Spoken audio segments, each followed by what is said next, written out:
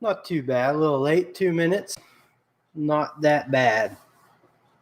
I shall wait for people to show up.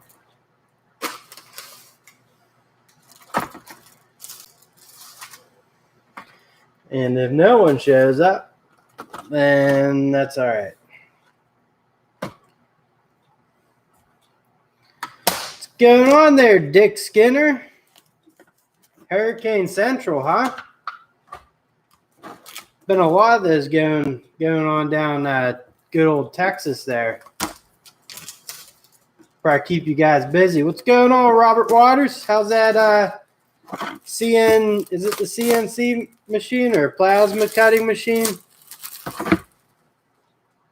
See, you've been posting some pictures up on the old Instagram there. Mucho money. It's always a good thing, man. What's going on there, Brandon? Hope you're doing well, man. Getting ready for the Saturday. Should be good. I will have wheels on the table tomorrow. There you go. Mobility is king. What's going on there, Kenneth? Hope you're doing well. Mike Hodge in the house. What's going on?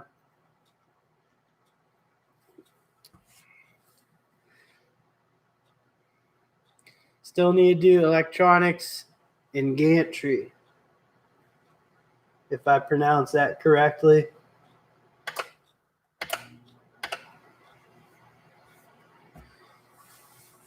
Duct Tape Tech, what's going on, man? Cheers.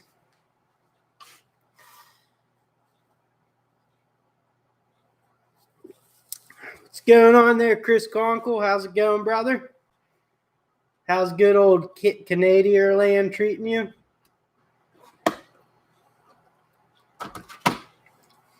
I'm glad I said it correctly, but God knows I say things very incorrectly most of the time. Turnings by Turner, what's going on? How's the weather, Turner? Repair customer brought in a ZTR with the oil leak. Someone didn't know how to install oil filter. Oh boy.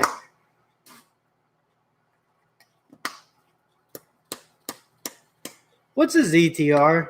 I can't think. I'm trying to figure it out in my head, but my head's not doing well.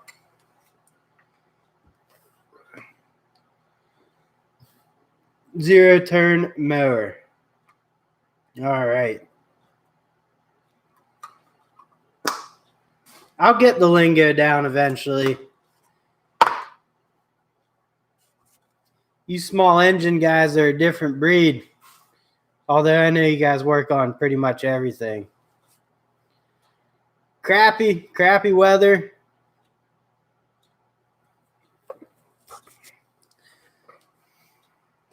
That's awesome, Duct Tape.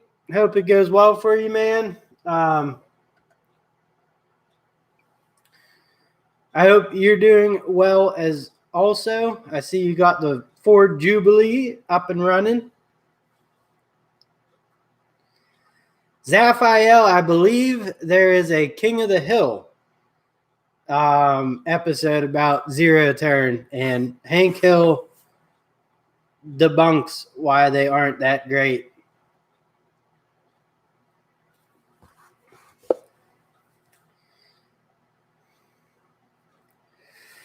And hello there, Zaphael.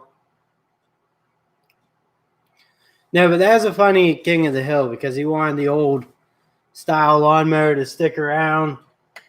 And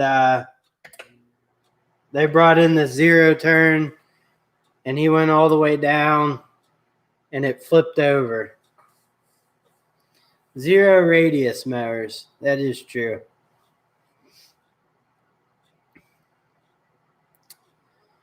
If you never turn with the mower, the blades do not get dull.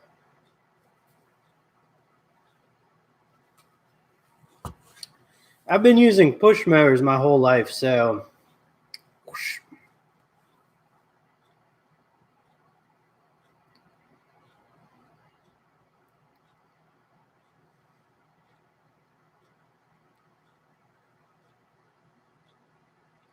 0 turn radius.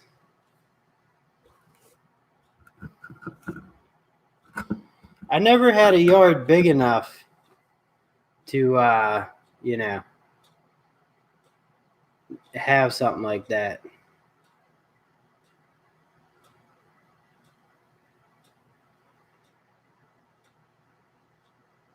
There, man, I lost you in the parade. Did my comments come through?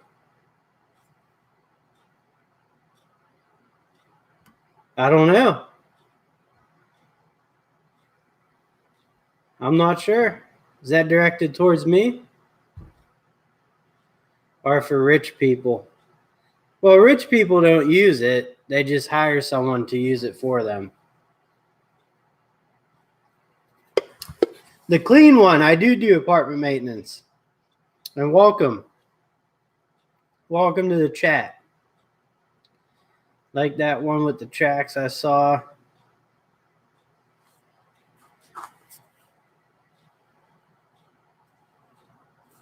Rich people suck, but they're a necessity.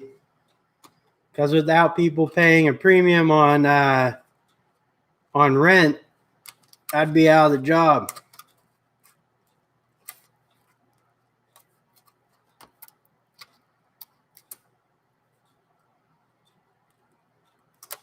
I take care. It's like 157, so we're pretty close in size there. And it's no joke, man. I mean, it doesn't seem like a lot, but it is. I also know some guys that do like, 1,500. So, but it's apartment maintenance is a different career. That's for sure. It's like today. I had we were having trouble with this lock, so I went down to the locksmith and picked up new locks for it, and they didn't work when I got back. So I called them up, and because they're supposed to be the professionals and stuff, and once locks get to a certain age, you can only mess around with them so much. Well, this guy comes out and basically, I'm waiting outside the apartment, and as he's leaving, he tells the tenants, basically, maintenance guys are stupid, and once you get them involved with trying to fix things, that's when I didn't say anything because it was in front of the tenants, but I want to be like, listen, asshole, you just spent 3 hours trying to figure this fucking shit out, and you're the professional. Second of all, I went down to your shop to get 2 locks that were supposed to work, and neither one of them fucking worked. And then you came out for 3 hours. So, continue on about how you guys are great and everything, but fuck you. What's going on there, your average tradesman?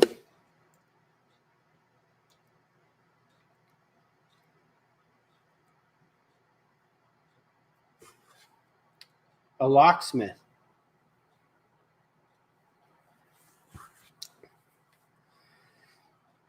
I'd like to call and tell the company because we do a lot of business with them. Not just me, but I take care of 157 units between 3 properties. But our company, we're in the thousands of units, and I'd like to be you're an idiot. Well, that's who we've used, ever since I've been there. But I kind of want to call them tomorrow and be like, if you keep sending assholes like this out, I'll take my business elsewhere. What's going on there, Frank Landgraf? Hope you're doing well, man.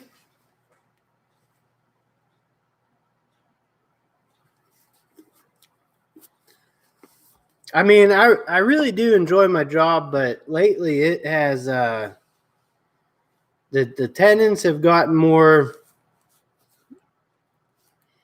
I went to this apartment the other day, and I had 4 things to fix on in their apartment.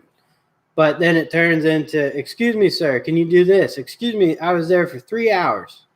I should have been like 45 minutes.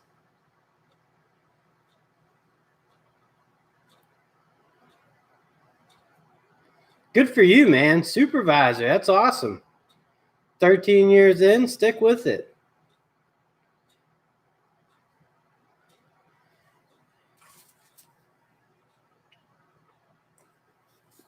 Well, I'm definitely going to call and complain about the guy that came. As I calm down, it's not the whole company, but I mean,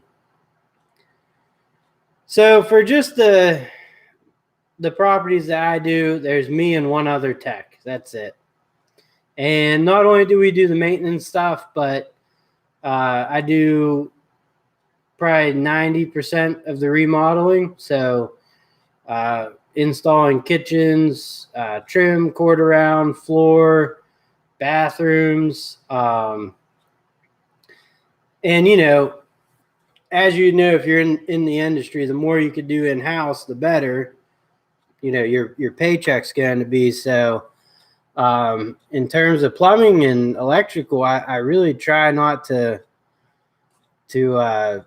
call in outside contractors. Not that we aren't allowed to, but I really don't like to do that. I like to figure this stuff out because the more you learn, the more you earn.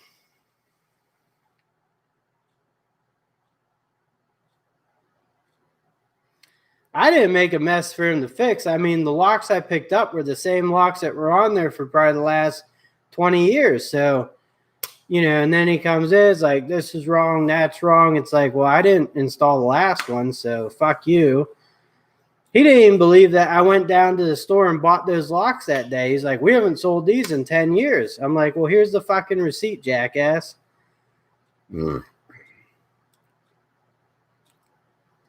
Yeah, we're all uneducated dumbasses, but, without us, all of us, it doesn't matter what industry you're in, their fucking shit wouldn't work without us.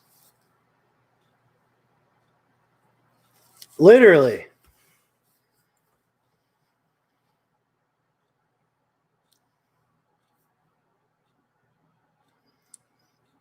Gosh darn right there, duct tape tech.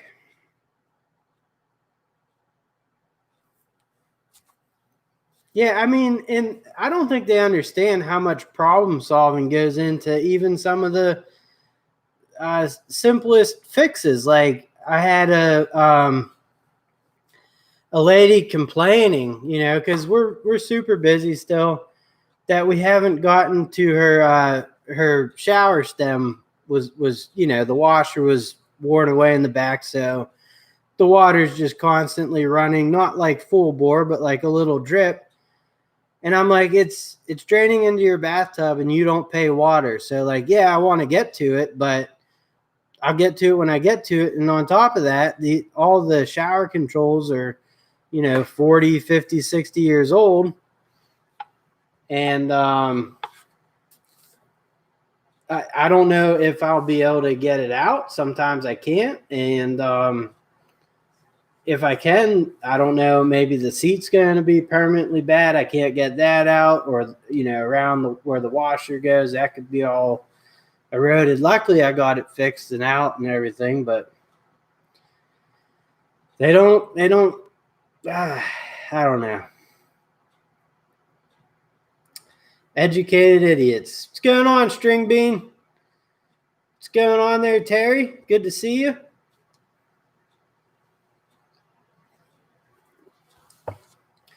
I do have an email.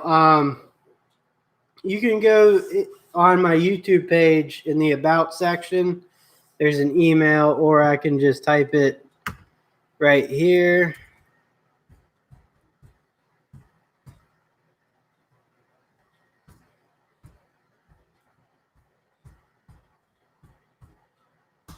Boom, there you go. My name is Neil.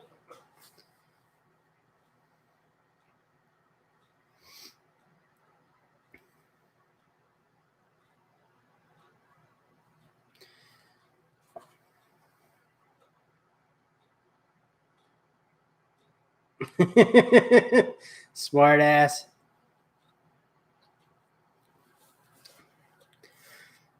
Well, that's the other problem too, is like, when I'm the maintenance man in the company, so obviously I'm almost the lowest on the totem pole next to like a parts runner.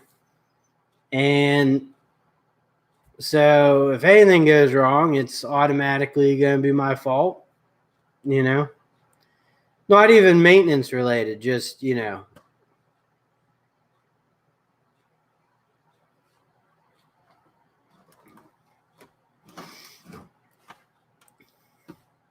bad engines.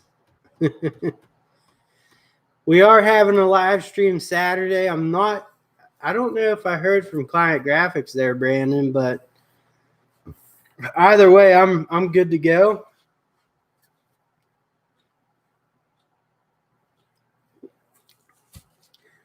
I also have an Instagram, and I've been trying to post more like at work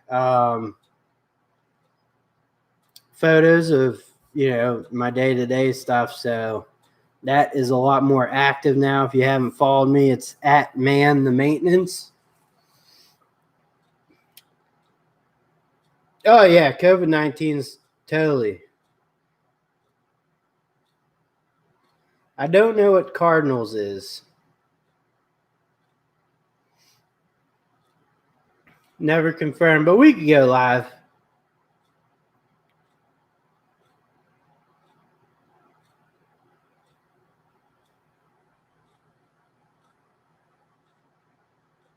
Yeah, they do a lot of that type of wiring in Florida there, string bean. They have outlets where half the outlet's wired up to a switch and the other half is just constant power. That's not very common where I'm at. It's not completely uncommon, but I see it a lot in like Florida and other places and stuff.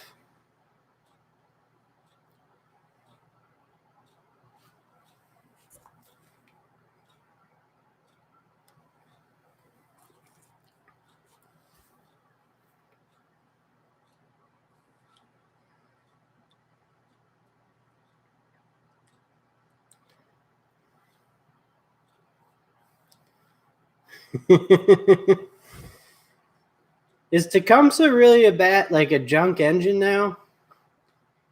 Well, I'll be honest. Like, everyone says that about everything, and I guess that just is everything now, right? I bought my first push lawnmower with a Honda engine, and this is year 2 with it, and so far so good, I guess.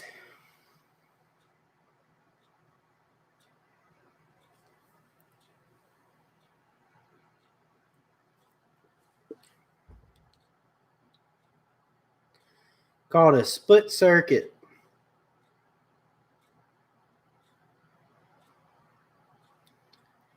Robert Waters, some guy bought American and leases it to China too, because all of our products are pretty much made over there. I really have a hard time, like, even this, like, I bought this Craftsman, has a big American flag on it. What does it say? Made in the USA with global materials. It's like, how the hell? Why? Why would a tape measure be made in the USA with global materials? The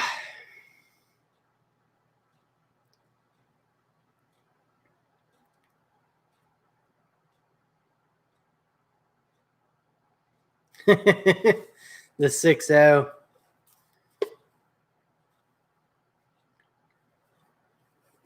Well, I'll be honest with you guys. My wife is using my truck tonight because her car, it's 11 years old, and I finally had to sink a little money into it this year. So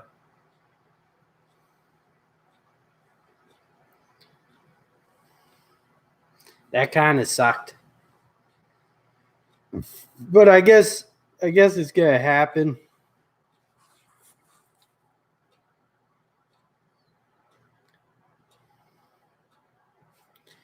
Yeah, boyfriend and my kids. That's fine. As long as he pays half the bills, I could work with that. She hates driving my truck, though.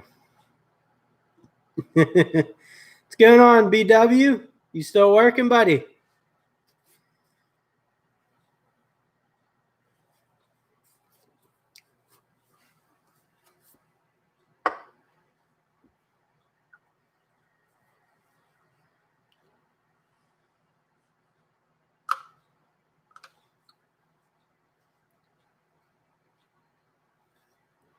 Slauson Lawn Care, another fellow maintenance man right there. Which I always loved the Slauson Lawn Care, but, maintenance tech. Yep, been 2 days a week burning up time off. I think I have 5 days left for this year. I mean, I only get 10. But I'm not sure if I'm going to take any more off or what. I could definitely use it. Sally knocked out half of your units. Damn. I'm behind. I know there's a bunch of hurricanes going on, but I guess Sally's coming through, or what's the latest one?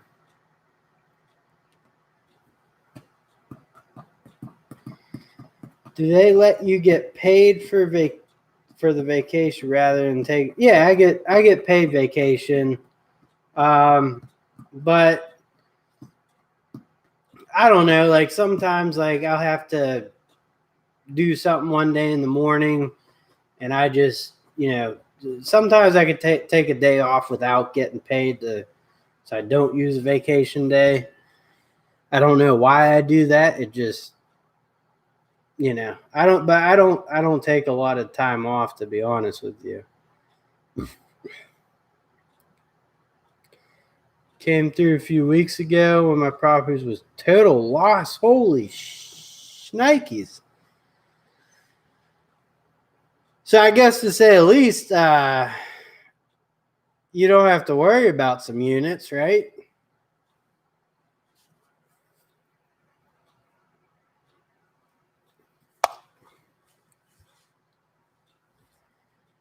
Gosh darn, man.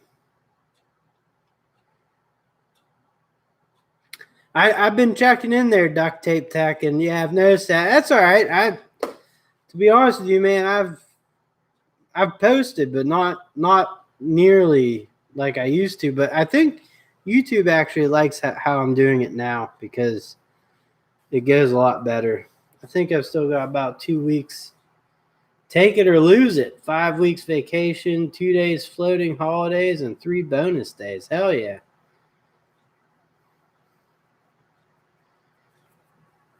Man, oh man. That's crazy, Slauson.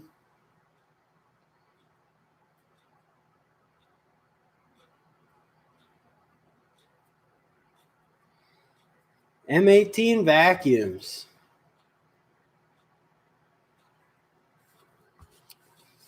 I've been rolling along pretty good on the YouTubes. I don't know. It's more or less like it's just like I haven't been able to do it much, but I like coming on here and talking to people. It's like a stress reliever. That and have a few beers, obviously.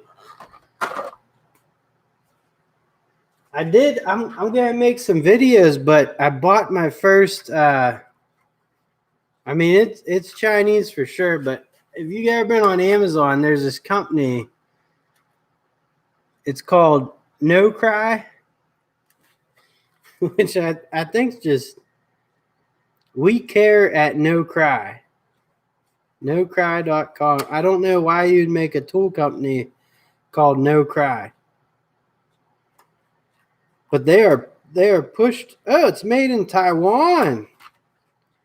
Made in Taiwan. Well, that changes everything, apparently, according to a lot of people, YouTube professional tool people. Taiwan makes the good shit.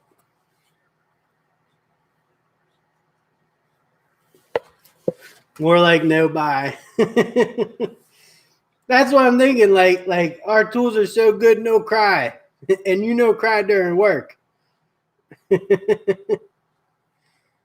don't know. It's a little stubby ratcheting screwdriver. I have no use for it. Absolutely none. But it was like very inexpensive, and I had to try out a no cry. I have an schlong cordless ratchet, so I gotta add no cry to it. And I have a Hupar. I have lots of Well,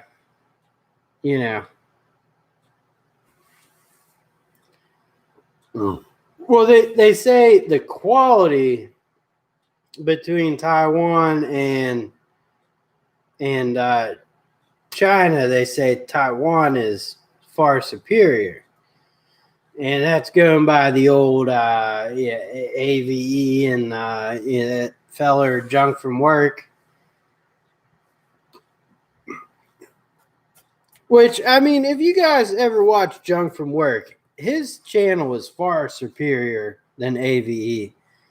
I could see him, if more eyes got on his channel, he would whoosh, fly by that mofo.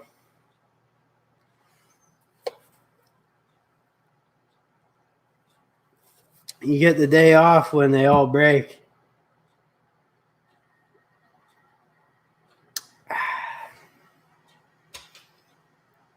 You know, I don't know. I don't find it necessary to buy. I'm not a mechanic, like they all say they got to have the best of the best because they just use and abuse and, fuck their tools up big time. And I can see it, I can see it. But I really don't. I don't have the need for the best of the best. Maybe the cordless tools, but I don't. Ryobi does just fine. But it gives me a chance to try out these little brands and stuff on.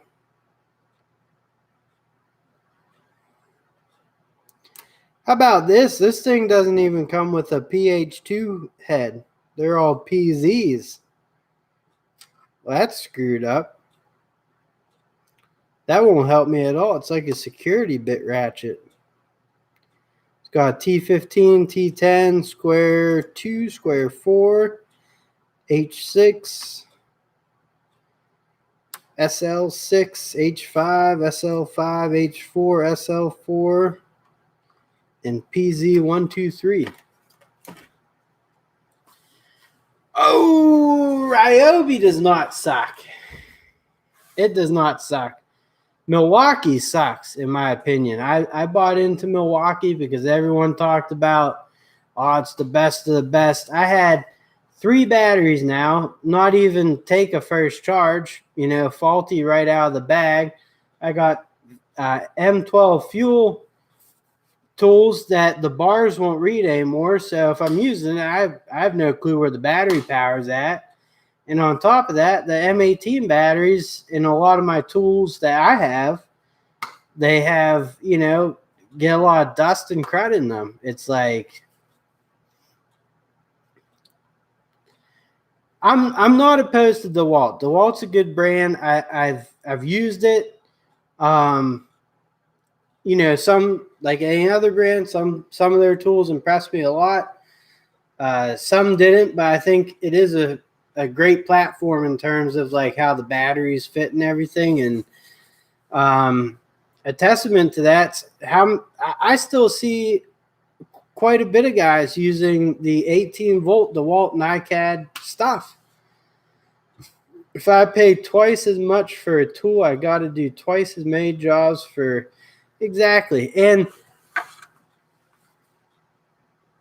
you know, like Ryobi is obviously it's not like the greatest, but they've been around a long time now. I mean, people that say buy something from Harbor Freight over Ryobi, I think that's a joke. Like,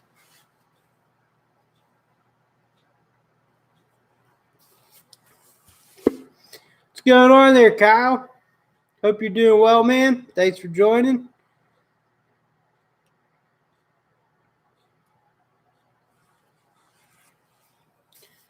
I think so. I've never had an issue, and I know like in terms of like batteries and stuff, they may not be the best batteries, but I have two old NiCad ones that are still holding on, and I have the older lithium ions. I've never had one die or not make it to the first charge. So for me, yes, I will praise Ryobi up and down because I haven't had one of their tools break or quit. I haven't had any of the gizmos or gadgets on it break or quit. That's why that one channel, that Man Caver, it started off Ryobi Man Caver. I'm like, hell yeah, some guys out there defending Ryobi. I didn't care that, he's just a homeowner type, because there's homeowner DIY guys that can do a job better than most general contractors and stuff. But then he he turned into other things, which is fine. He wants to grow his channel, but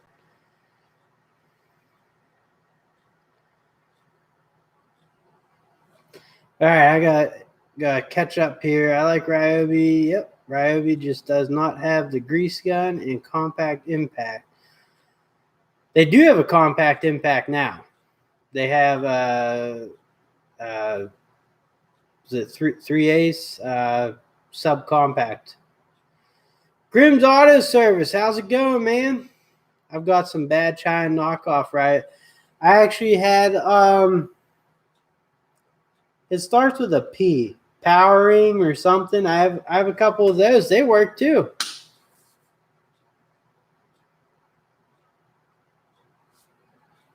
I cannot confirm if Ryobi has a grease gun. I really can't.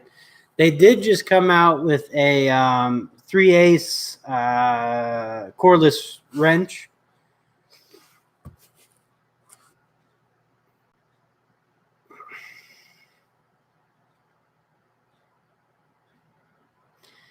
Yeah, I mean that Cobalt lineup is awesome. The only reason why I'm not buying into it is because I have Milwaukee and Ryobi.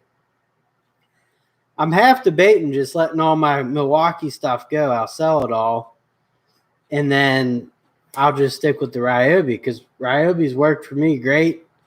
And I still have a lot of Ryobi tools. So I have their cordless heat gun also because, apartment maintenance, why do we have heat guns, fridges and stuff? It's cordless, so I don't have to pull the fridge out to get to the plug to plug in the other one. And also do like if you're doing caulking or something and want to dry it faster, or a bathtub, removing the caulk dry under there, or wires. I heat shrink a lot of wires. Sometimes you pull down third floor buildings or someplace a light fixture that's been there 30 years with those old light bulbs. Just we have aluminum wiring. What's going on, apartment maintenance? Congratulations on the 1,000 subscriber mark there, buddy. You're killing it. Good job. Hope all is well with you. They have the Ryobi HP 3/8 with 160. Ryobi does have a grease gun. I had never saw it when I bought my Milwaukee one. I have the Ryobi grease gun and love it. So they do have a grease gun. Holy crap.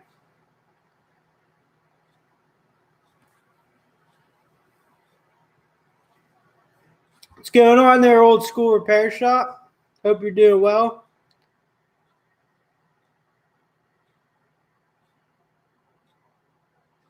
Exactly. That Ryobi heat gun. In fact, I remember when it came out, they didn't even have it on the shelves. It was sitting on the floor somewhere. And I grab it, and I was with the kid I was working with. There's no price on it. And he's like, aren't you going to check the price? And I was like, I don't care what the price is. I just want it. But it's $100. I mean, out the door. Like, their prices are great. All right, Terry, have a good night, man. Be safe. Take care. I thank you for stopping in. I really do appreciate it. All good over here. Hope the same for you up in the Berg. It's not too bad. It's going all right. But I'm glad to hear you're doing good down there, man. I'll be back. Need to get a few welds to get done before I can quit for tonight. All right, man. 18 volt 1 plus grease gun. Tool $139 at Home Depot. I've been eyeing up that hot glue gun. It seems like it would be handy for sure. We have a plug-in one at home. And I haven't been in enough situations at work yet where I could justify maybe throwing it into my repertoire. I can't think of a tool Ryobi doesn't make that someone else does.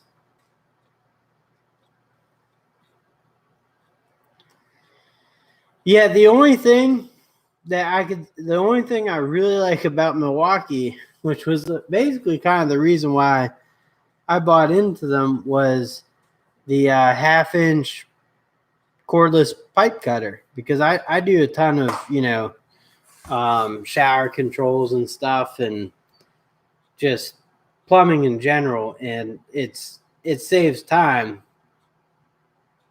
But that's probably what I should have just stuck with, just getting. I've been thinking about getting the Ryobi caulk gun. Do you like the control of it? It seems like it'd be a lot easier than a regular one. That's for sure.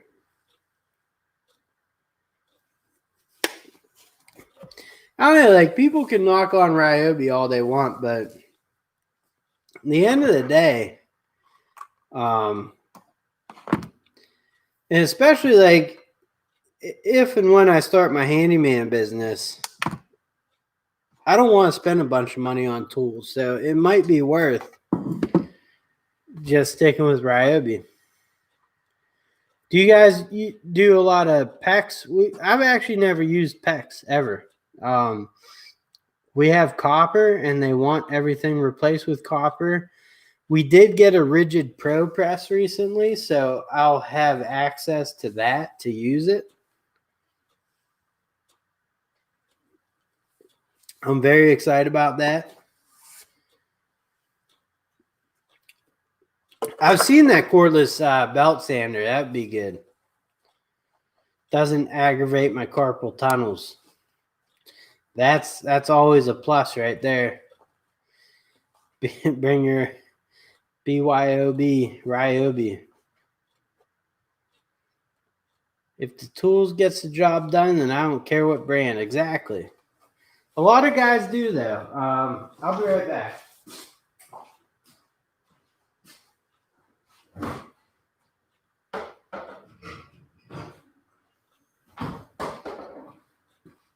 And I'm back. So what I've noticed is, like, tool buying is like women shopping for clothes. And I know it's kind of like cliche, but so, like, now I want to offend women. So we'll say, like, 20, 30, 40 years ago. That's what a lot of them do. The fanciest tools I have is I have a Fiend oscillating tool, and I'm actually very happy I bought that, because out of all the oscillating tools I've ever used, it is top notch. It's cordless, works great. The only thing I'll say, you have to buy the blades. It's a little hard to find them in stores. You can get them on Amazon easily, and they're not priced that much differently than the Dremels and stuff. So their proprietary blade or whatever you want to call it, it's not a bad deal there. And the other thing is I bought into these Milwaukee's because everyone was always talking about, oh, Milwaukee's a great brand, and the tools are top notch. I mean, they work great, but there's so many little some of those high-end cars that these rich people buy, they spend half their life in the shop and the other half driving them. And that's kind of where I feel like I'm with Milwaukee. Festool. I plan on getting some Cobalt. Yeah, man. Cobalt, it's a solid brand. I mean, it is pretty much exactly like Ryobi, though. Ryobi has that big, I think it's P238 or impact brushless. That thing's a monster. I would throw that up right against any Cobalt. But it's a good lineup, Festool stuff. What's up, Steven Deswan? How's it going, brother? I love Dremel. If I have to get another rotary tool, it will be a Dremel. Yeah, you can't go wrong. I mean, they fucking made the thing to begin with, so can't go wrong there. I don't know. I really, when I shop for things, I look for value. I have a lot of tools, but like I have that Chinese main drain snake can clear, 4 to 6 inch main drains. It was $230. It works exactly like a rigid. It has 75 feet of I don't know how I guess it's about 1 inch thing, but 75 feet of that, and I mean it works just like the rigid. It does just as good. Daughter of Ra, how's it going? The XTR line looks impressive, but huge price difference in the basic Cobalt. One lasted 15 years. That's good. And there's Dremel tools like I have a Black & Decker which accepts all the Dremel attachments. That thing's been awesome. It's corded. It doesn't come into play a lot, but when you need it, they are super convenient to have. Just crossed the 1 year at Menards. Congratulations, man. Picked up the Hart 20 volt trimmer blower combo today. Have you used it? Any good?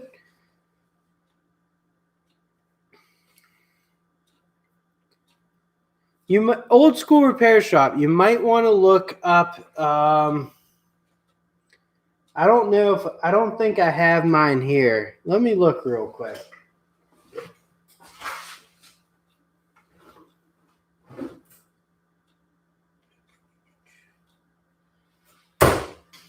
I don't have mine here, but if you look up, it's Black & Decker rotary tool.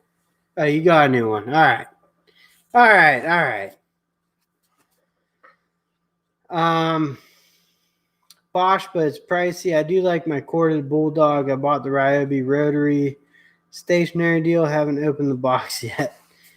I think the reason why people there's not a lot of reviews on the Bosch cordless, and I think that is because I don't know. They're decent tools. They work. They're not anything special. So I just don't think it appeals to a lot of people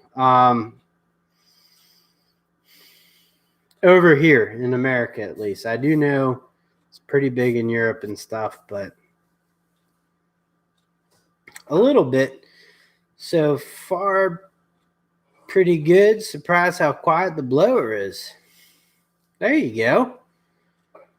I mean, it's basically is a Ryobi.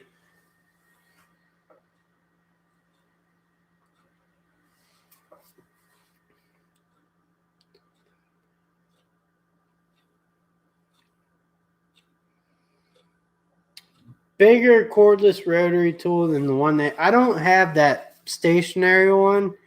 And do they have, you know, but like Ryobi, like their Sawzall is solid. They're angle grinders. I have cordless angle grinders. Solid. I have the cordless 10-inch miter saw. I've had it for 3 or 4 years now. Job after job, cut straight. It cuts straight out of the box, and it just keeps going, man.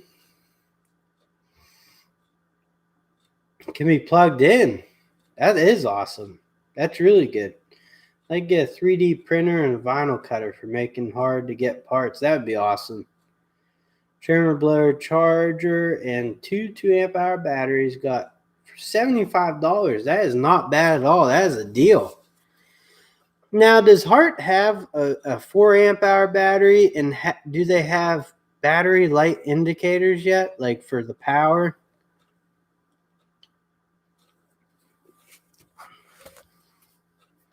I keep going out of focus. Usually there's my garage is full, so every time I lean over.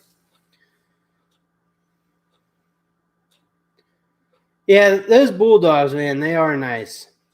They're very nice.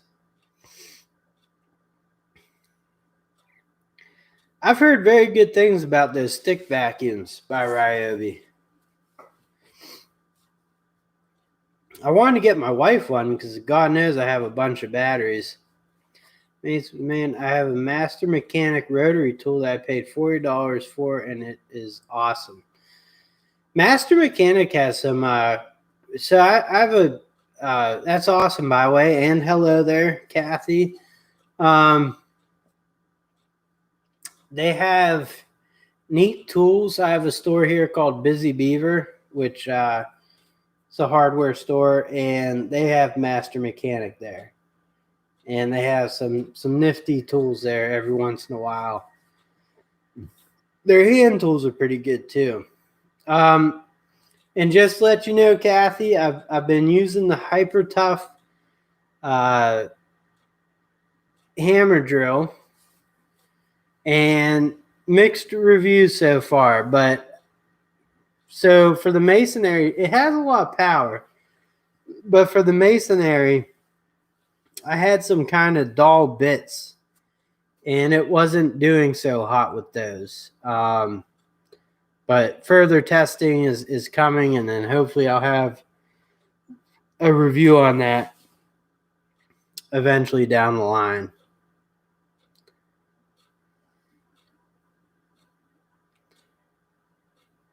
Oh, I would definitely get a $35 4 amp hour battery, especially if you have a trimmer and a blower. That would do wonders, man. They updated the vacuum with better features.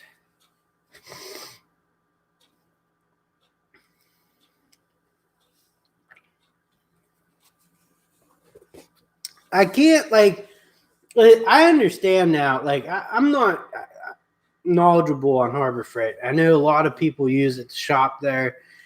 And I'm not going to say, like, oh, you're crummy if you shop there, because it's super affordable. And as most people know, it's not so much the tool that, makes the work good. It's the person using the tool. So nice, affordable option that they have. I still can't, I'm not going to say no one should buy their cordless tools. I still just can't, they're expensive. They don't have warranties. Yes, you could buy a warranty, but who wants to buy an additional warranty when even Hyper Tough comes with a 2-year warranty on their tools? I don't know.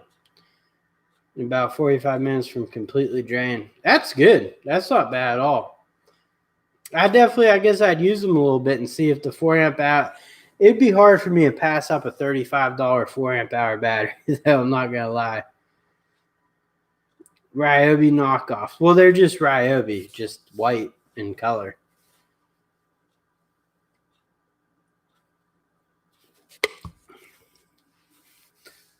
And the other good thing too about Ryobi is, like, every year usually twice a year.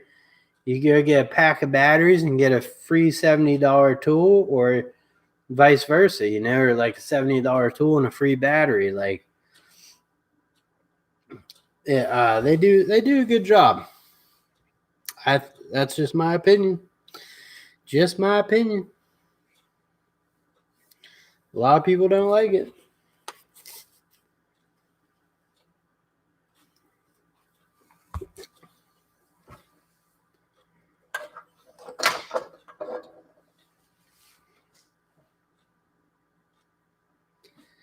Actually, I took apart a Heart Impact and Ryobi Impact, probably 12, 13 years apart, and the same exact setup. But I guess I had a user comment, or another person comment on that video and say, it's very cheap for companies to buy the old molds, so it's not uncommon for that to happen. I just was like, still though, I was like, Heart's a brand new lineup, and I know it is just Ryobi, but you think they'd have changed something up.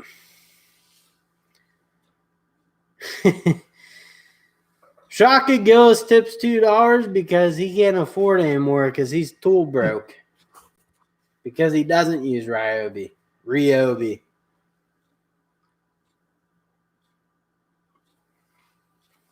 I had guys say they'd be embarrassed to use Ryobi because that's what the homeowners' houses that they're working in use. And I'm like, I don't give a shit what they use in their house. I mean, if they hired me to do work, I'm going to show up and roll with what I got and do what I got to do professionally and get it done.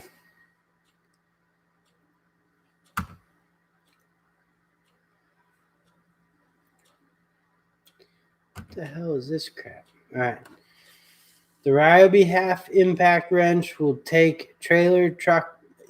The half impact wrench is awesome. It is a beast. Has a very strong Chinese smell, but gets the job done, which is the Harbor Freight. If they actually believed in their core, and listen, another thing too is I'm actually very impressed with what they did with the Bauer lineup. It's a huge lineup now, and I understand they got to build it all slowly. I'm impressed with the fact of how they built it. The tools don't seem too bad a quality for homeowners and stuff, and I'm sure professionals use them all the time. I've never seen a cordless Harbor Freight tool on a job site or anything, but it's impressive what they do. But if you believed in your product, wouldn't you just slap a 2-year warranty on there? Or is that just too against your business structure?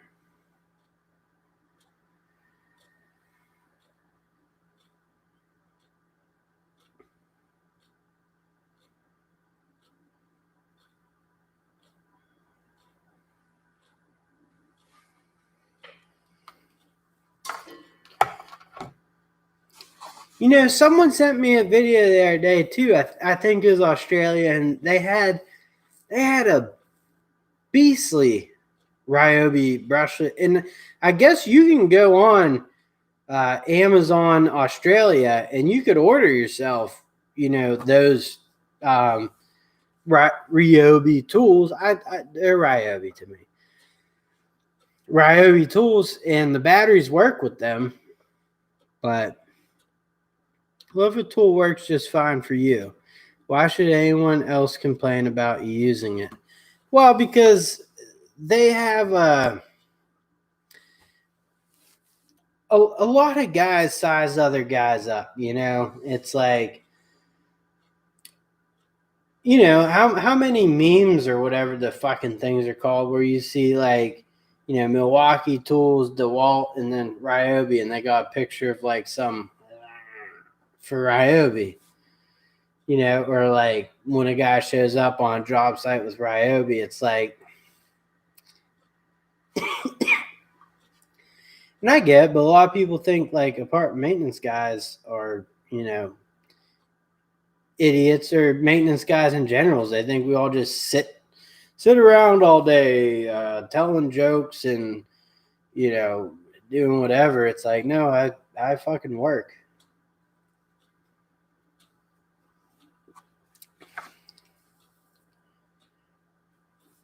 Yeah, no, I understand it's expensive. I'm just saying, if you were so inclined to really want one of those tools, you could acquire it before anyone else. It just would take a little bit. I'm going to be right back. I got to open up the door real quick.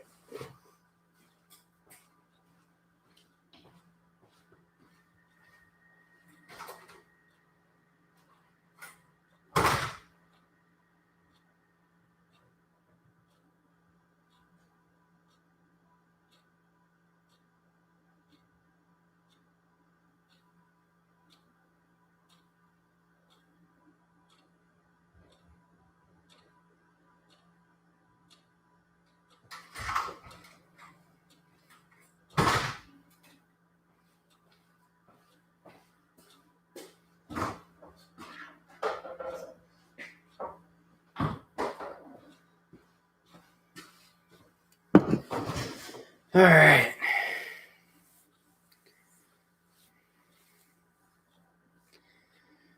Well, I'm going to head home. All right. All right. Take care of their old school repair shop. Every time I log on a maintenance man stream, he's fucked off. I was just demonstrating how Canadians work. When you need them, they're never fucking there. How's it going there, Junk from Work? By the way, Junk from Work hit 2,000 subscribers tonight or earlier in the day. So please say congratulations to him. That's a hell of an accomplishment.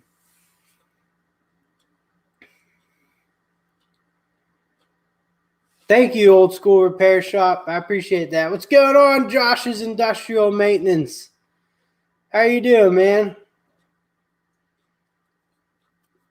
Now, Dan McKevitz is that dude that fucking, once plays with squirrels to get and go in his butthole.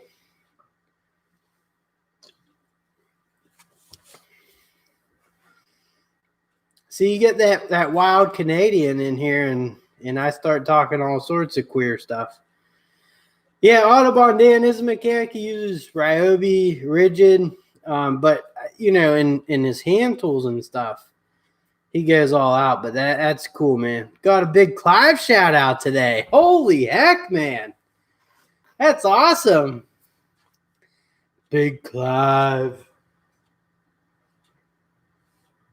He's the man, apparently. I know you're a big fan of him. That's crazy, man.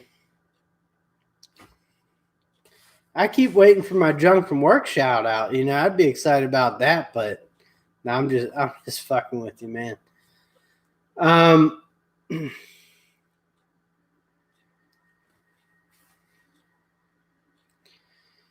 Yeah, man. I mean, a lot of us like to keep busy. I mean, and don't get me wrong, there's crappy people in all industries, but for me, I like to stay busy. I don't like to sit on my ass all day, and stuff like that. So bigger. Well, there's a lot of guys bigger in AVE. He's literally bigger there than him, right? Like if a guy's named Big Clive, it's gotta be a big guy, right? Hey, Junk from Work, by the way, I bought my first No Cry, and my kids are home and they're knocking on the door. So hold on one second. I'll be right back.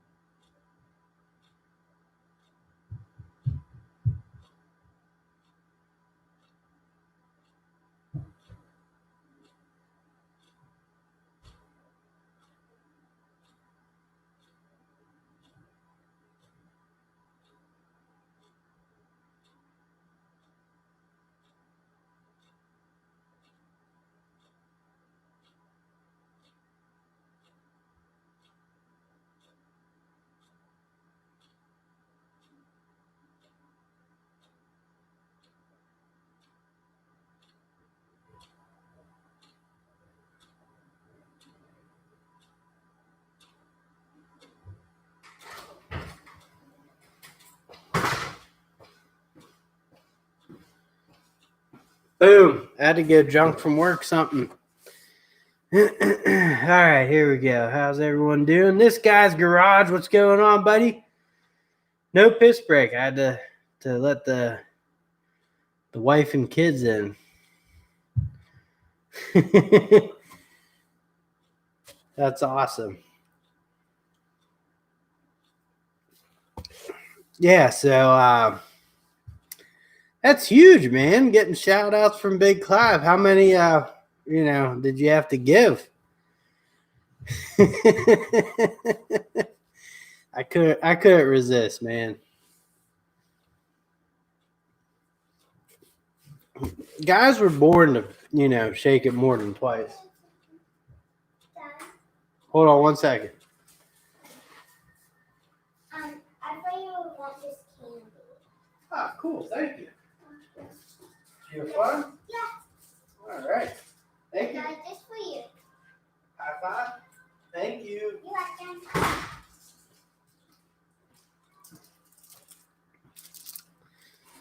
All right, and we're back. Like 2 or 3. You know what they say? I don't know what they say. What do they say?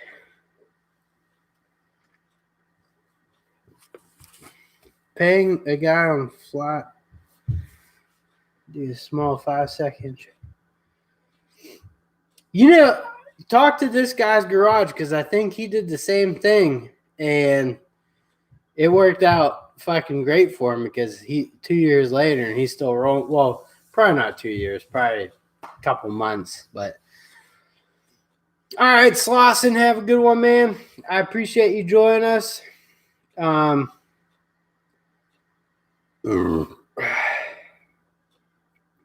yeah, some food.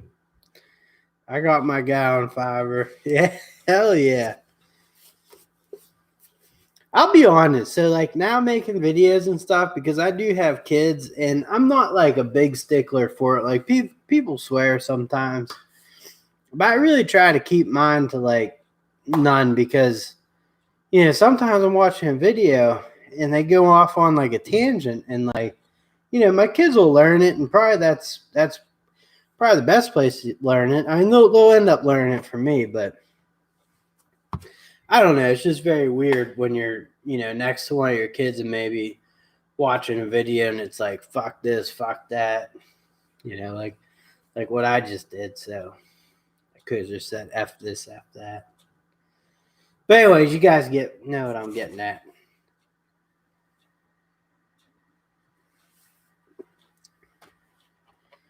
Still got to do a podcast.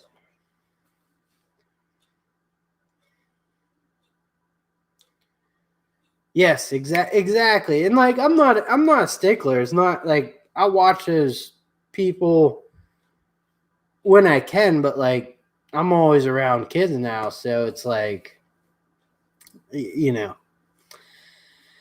wait till after hours, after dark, like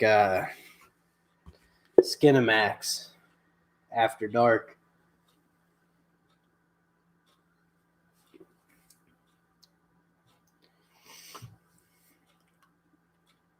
Gordon Ramsay, man, he there's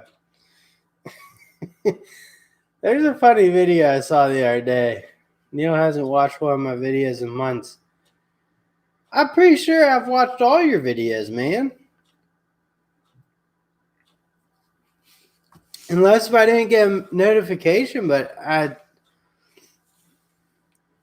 have to double back and check.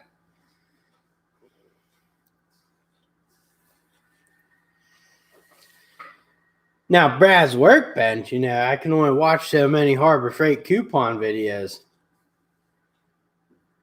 I still make time for you there, Junk. That's what I was thinking. Like, I saw your computer one, and then you put that. I'm having trouble thinking. I think there's another one after that.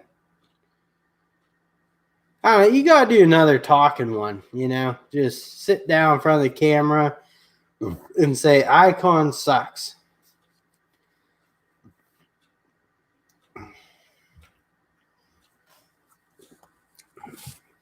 And you got Caper in the chats tonight. That dude's been killing it. He'll hit 1,500 subscribers in probably like a couple weeks, I would say. That dude is growing his channel.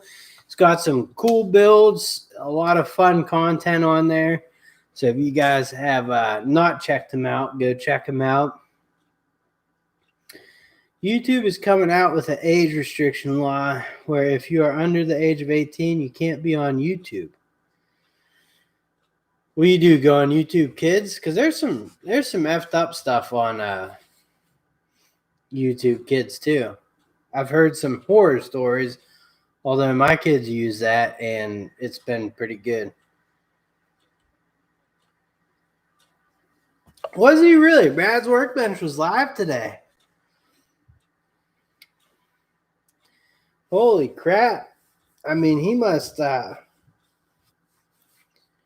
no, I mean, in all seriousness, that like Brad's Workbench, that channel got big. Good for him, man.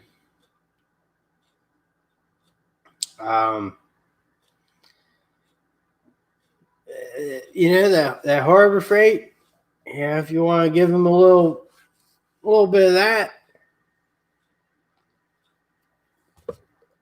No, but I mean, in all seriousness, though, like Brad's tool reviews and the way he thinks about things and processes things, and you know the way he can explain them and put them out there, it's phenomenal. So that's why that man has a big channel. But please remind, how does a tape measure have that American flag say "Made in the USA" with global materials? It seems like a sin. Why the fuck would you make a tape measure with global materials? I don't know who Rex Kruger is. Yeah, Brad's Sunday sermons have been awesome. I have not been in there because I've been doing a lot of work on the house, so by the time they start, I'm already in full weekend fixer up type of mode.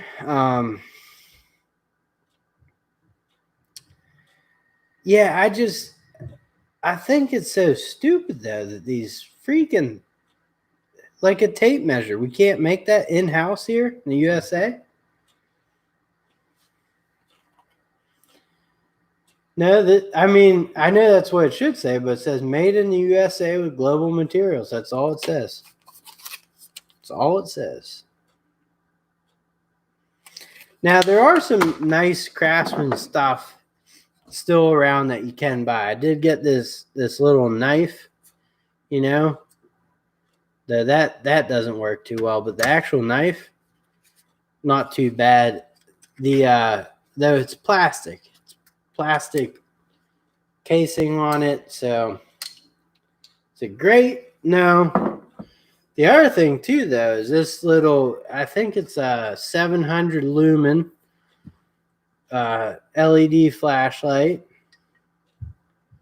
So I mean, it's bright and it's got different settings. And the other thing that's too cool is it's waterproof. So this comes down and you can charge your phone and stuff. I guess the USB is dual. This is a little annoying, this collar. You got to unscrew it, but the reason why is there is I'll call them gaskets, but there's two gaskets, top and bottom rubber gaskets. So when that comes up, it seals it, makes it waterproof. It has the USB power button. So that's the charger port and charger. It's a nice, you know, aluminum flashlight that you could keep in your car, or whatever. So there's that. Assembled in USA by robots, exactly. Yeah. I mean, like, a lot of companies obviously are guilty of that, but like, why even put it? No one gives a shit. If it says Made in USA, I'm like, yeah, gets me pumped. If it says made in USA with global materials, I'm like, that's some China crap. I like the through night catapult flashlight I won on Denatools streams. I have not seen those, but they sound interesting. I saw in Lowe's they were selling the Craftsman C3 batteries. Well, in Home Depot they do have the Black & Decker NiCad batteries. They have the Black & Decker lithium ion, but they don't sell Black & Decker tools. Very limited amount, at least, mostly in the home and garden. Engineered in the USA. So we got the brain power, we just don't have the building power, you know. Crazy. And you know, a lot of people complain about like people not buying stuff in USA, but to be honest with you, like the made in USA stuff is so expensive. I can't even justify, like, that needs to be fixed. CEO lives in USA. Company semi-USA based. That's what that's what they should say.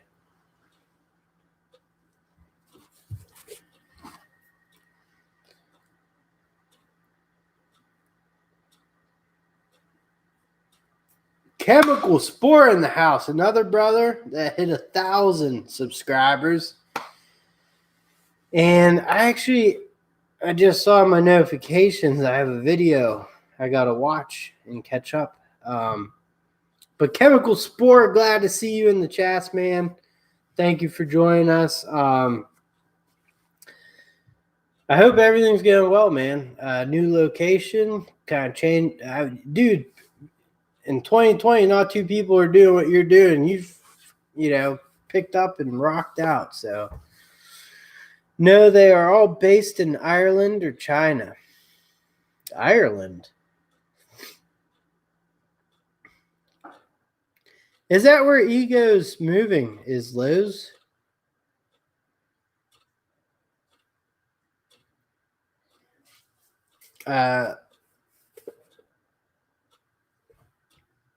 Hell yeah. Pat Clark Barnes. I was just talking about Craftsman. That there are some good Craftsman stuff. Actually, to be honest with you guys, this little son of a gun is not bad. The Craftsman 9-foot tape measure with the bottle opener, it's gonna be hard to see, but it's not bad. It's just strange that, like Sears isn't there, but they kind of just, that's what they wanted. That's what that guy wanted. He wanted stock options and stuff. So that's where they're at. I had 3 job interviews this week, and I'll probably turn them all down. I don't mind buying anything that came from Ireland. I am Irish made, kind of, now. I worked in a jumper cable factory years ago. They had cables made and boxed in Canada, shipped here, then repackaged. May have just slapped a label. Wow. Moving to Lowe's. Wow. I guess VCG covered that.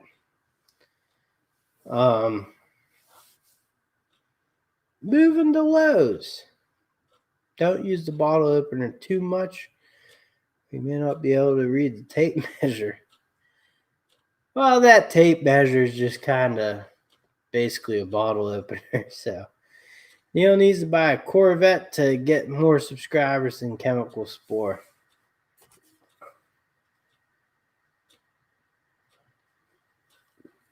No, I won't catch that spore feller. I'm going at my own pace. Sparkling personality, yeah.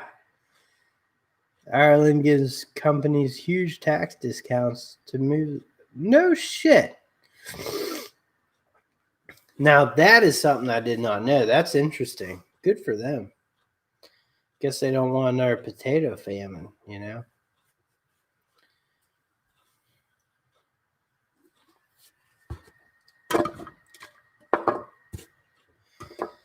They're always after me, Lucky Charms.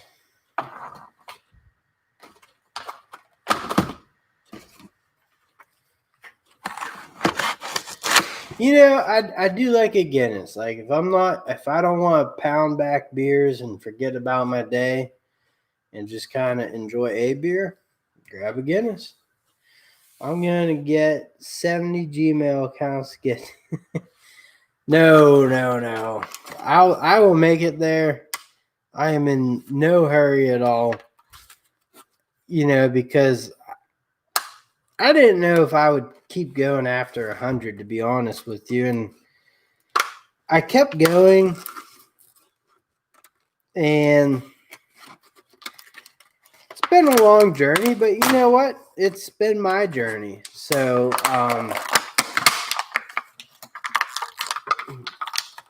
I've enjoyed it a lot. So got these. I bought a few different pairs of screwdrivers. So I have these. I bought today. These were, I think, under $5. Really not good, but this was the best. So I bought this kit. I think it was definitely like 14. I don't know the price. I don't want to throw it out there. Inexpensive, but in the pictures, and they don't seem too bad, but in the pictures they said this hole here is for hanging the tool on a hook. I never knew that. Like me personally, I always thought like if you need a little extra torque on something, you send the screwdriver through that hole and you just start twisting. But apparently that hole is so you can hang them. So you can hang them. What do you guys think?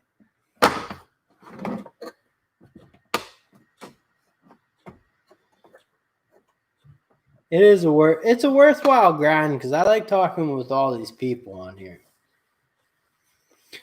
I've been painting my garage, still working on that. Work Pro banner came down. I'm not sure if it's going to go back up. Not because I got anything against it. It's just for right now, I'm not sure. Because to be honest with you, that thing gets in the way when I'm trying to work in here. So I got so many screwdriver sets, I ain't sure if I should keep them. I have a ton of screwdriver sets too. I have plenty. These were inexpensive and I just wanted to test them out. And these grips on this set are not bad. I was just very disappointed that the company, this hole is for hanging the tool. But they do have the marked ends, and it's in the rubber, indented, so it's not just drawn on to wear off, you know. So we'll see how it works. Yeah. A peg hook would go through. It's not that you can't. It's not that you can't hang it through there. Well, maybe they are designed just for the hook. You know, the peg hook. Maybe. I don't know. I always thought it was to put a little extra torque on it if you got, you know.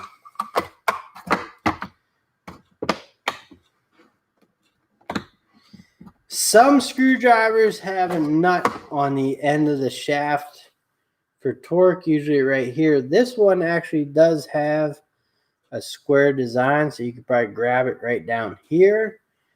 with a wrench or something, but still that hole is to usually to put another screwdriver through and give it extra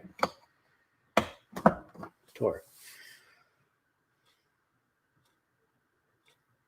I'm not saying it's wrong.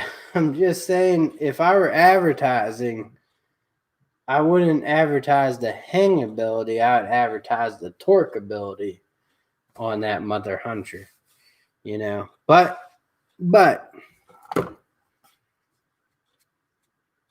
they also make the pegboard things where you can put them in. It's got the slots for the screwdrivers. You just drop them in. I'm not saying they're wrong. I'm just saying for me personally, it's different, I guess, is the word to say.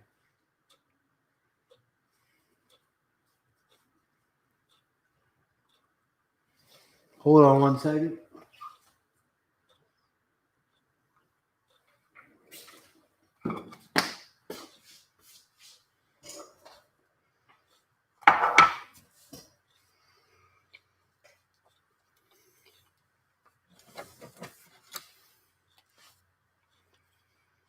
I also bought this a while back. I'm going to have to throw it into a video. So one thing about it,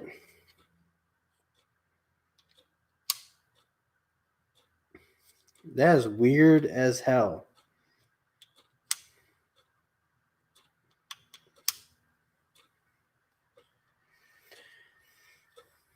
It's been pretty good. It's a cool tool, screwdriver.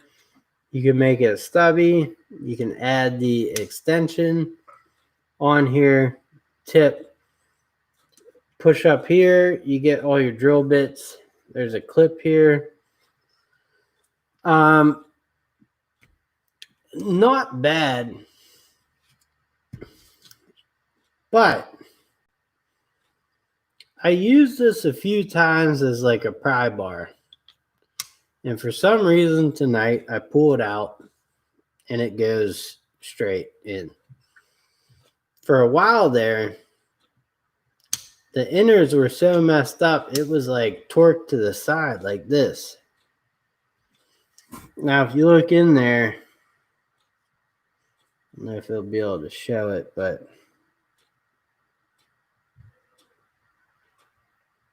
like it's kind of wearing. So what I'm getting at, it's a great, if you're going to keep it just as a screwdriver, then it'll work. It works great. But if you want an everyday carry screwdriver, see, everything too is I like the bits because then you just have extra bits on you with your impact and whatnot. But if you're looking for something to do like prying and all that type of stuff, it's not going to double as that. It's not bad. It's good. All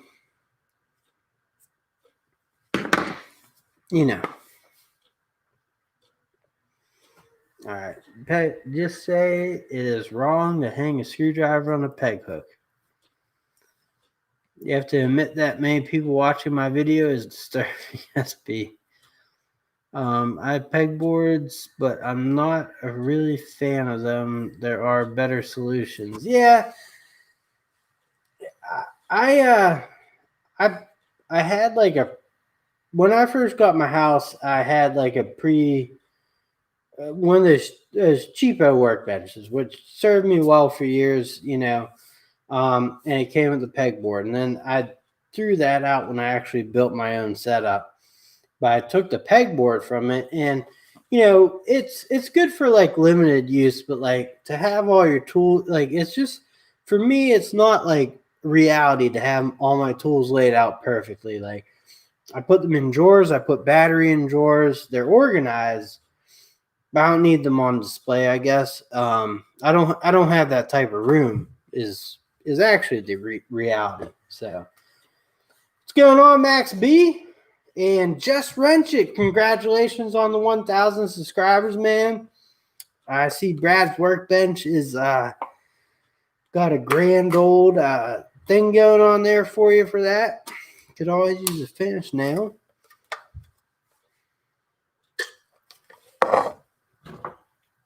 It is like a Swiss Army screwdriver.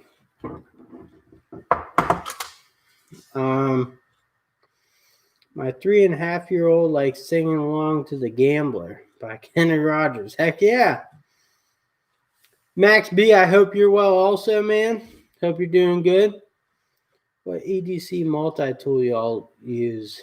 Try out. You know, to be honest with you, the only multi-tool I've ever had is a what's the big brand of multi-tools?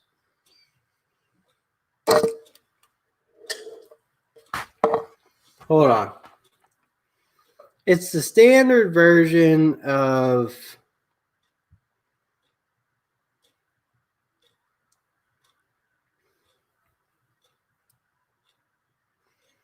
Leatherman. Leatherman. So it's just the standard Leatherman. And I keep it in my truck. But my God, there are times where I've been out and about and I go somewhere for something, right? And it's for one issue and then another issue pops up. And I take these tools, but not these tools. And it is such a lifesaver. But that's it. I leave it in my truck, and it's bailed me out a bunch of times. It served me well. It still works. So, you know. Chemical Sport. I don't know the brand. Hold on. But it was $20 on Amazon, so I bought it. 330 feet, water resistant. And, you know, if you wanted to add a new band or something, you could.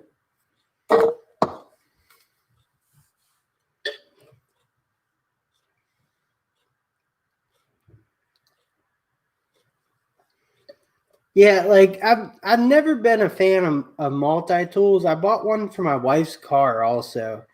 It's actually one Wrangler Star reviewed, and he said it worked good. I've kept it in her car and like a few times when you have kids and they have bikes and all this stuff, like just to have it there. And I have a few other tools in her car too, but like in my car. But they do come in handy. They do serve their purpose.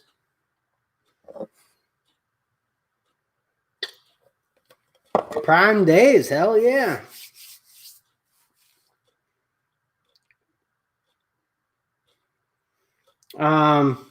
Leatherman. Yeah, it looks great. I use cheap screwdrivers as a scraper. Heck yeah. I actually have an HDX screwdriver I bought 10 years ago, a flathead. And it's not built for banging on, but that son of a bitch is still going, man.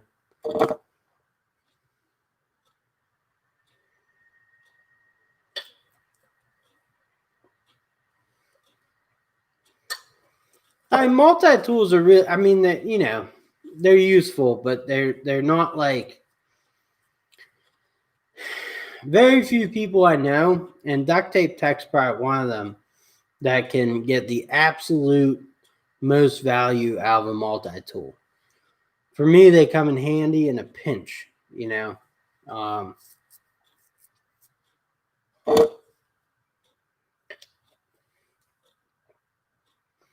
All right, this guy's garage. I will be on till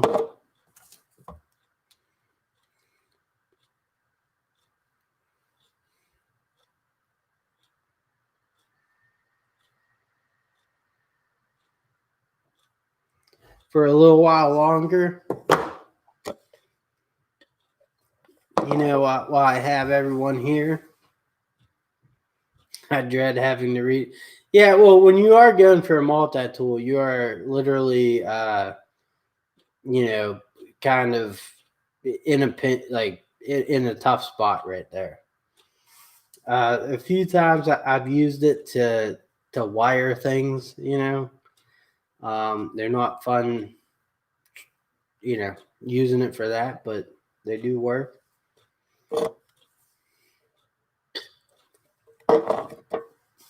All right, Sport, I appreciate you hopping on, man. Have a good one.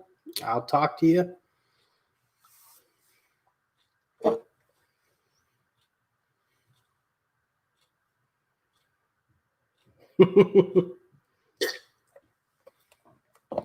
What's wrong with the crescent wrench?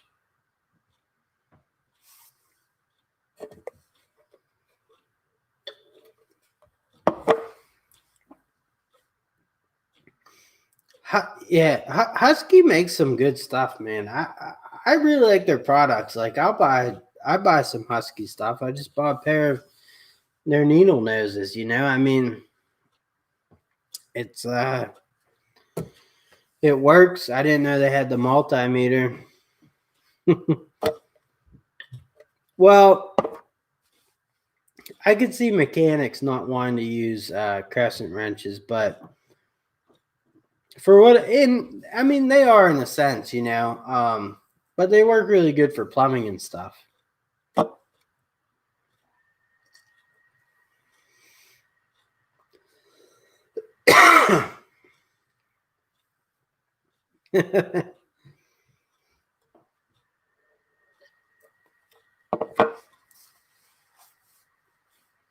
Yeah, I guess they're kind of like a multi-tool. Like I prefer not to use them, but sometimes they're like uh,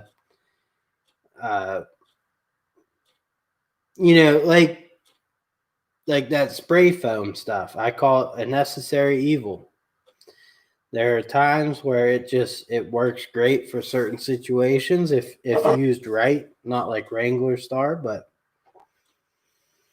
I think Just Wrench It knows what I'm talking about. I'll be right back there, folks.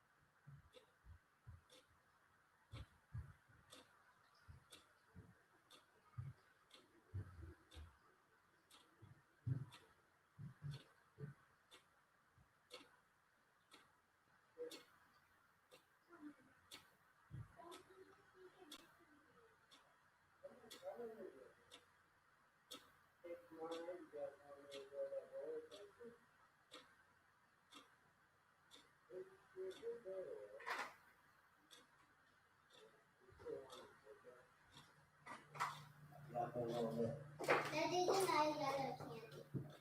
All right, thank you. Once today. Yeah, just put it up there on the counter. We find it too full. You have to find the yellow back one. Okay, thank you.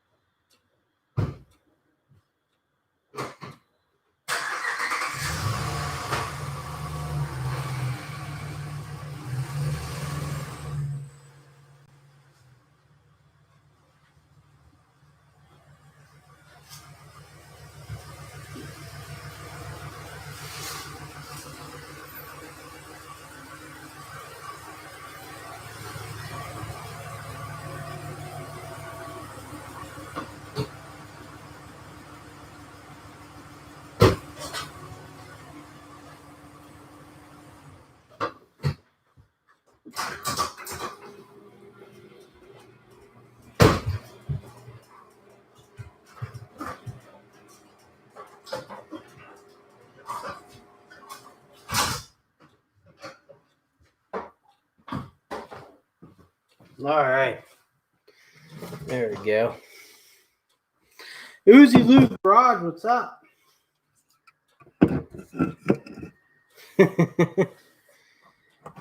Nothing sounds worse than a Dodge. Hold on one second. Dad, look. Ooh, cool. Okay. Okay. I'll be up in a little bit. Have a good day. Thank you.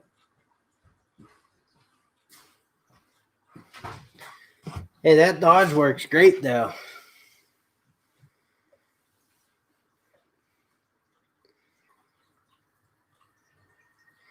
Uzi Lou Garage. If you guys want to check out a cool channel, go to Uzi Lou Garage. All about car stuff. Awesome dude too, man.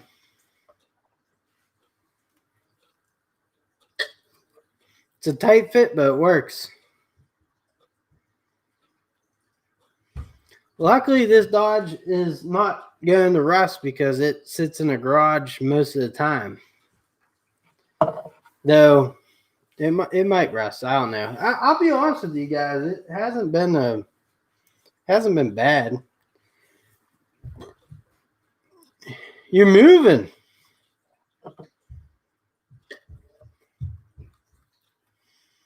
I will be honest. Changing a headlight or light bulb on a Dodge Ram, like you basically got to take off the whole front end. Not really, but you know, I do have to remove the grill and stuff, which sucks.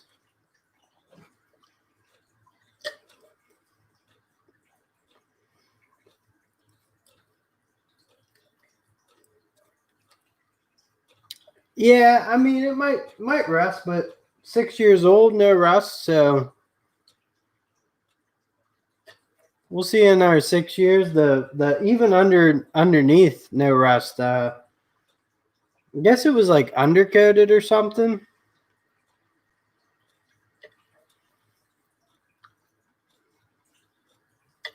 Oh, it's terrible. Here, I'll show you something cool I did buy recently.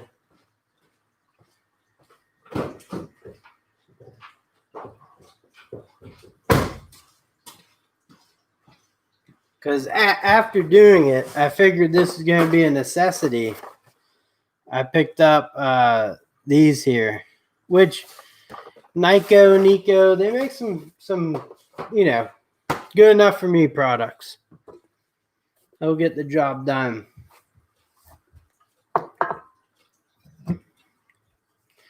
All right, Josh, thank you for popping in, man. I appreciate it. I will check you or catch up with you later and check you out later. I'll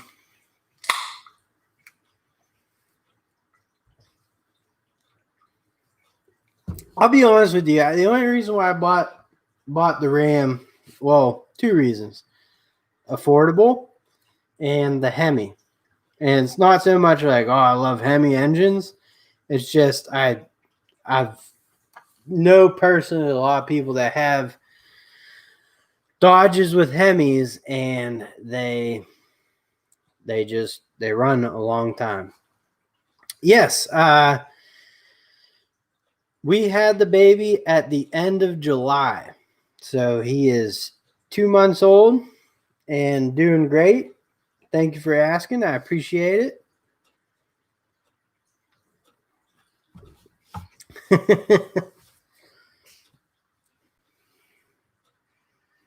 Well, whoever's kid it is, please start sending checks because, you know,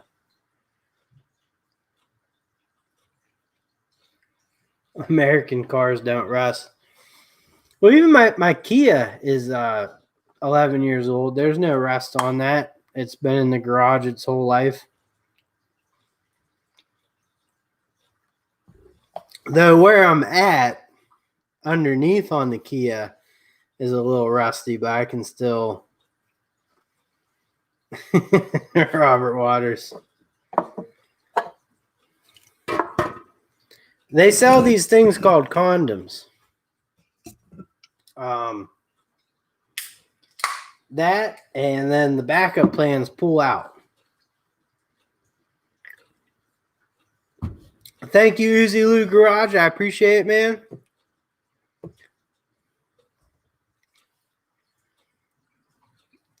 Right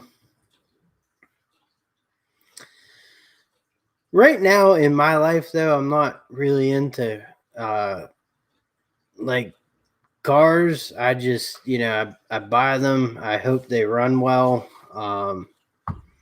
And so far, so good. So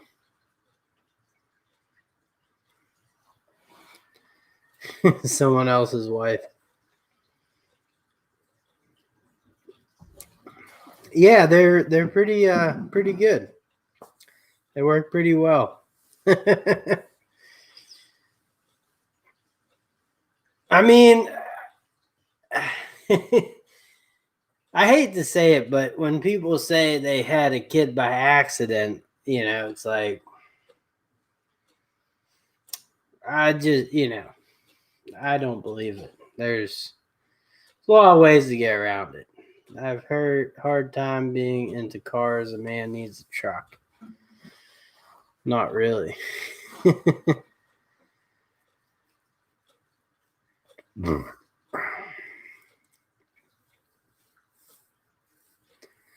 I mean that Dodge is just a work truck. I have no feelings towards it. I beat the shit out of it.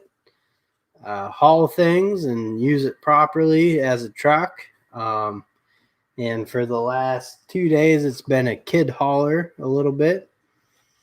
But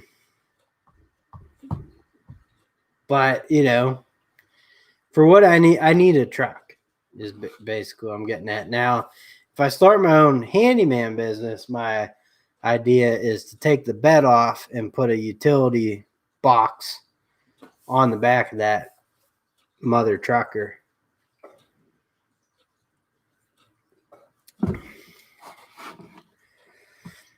No, it does not have truck nuts on it.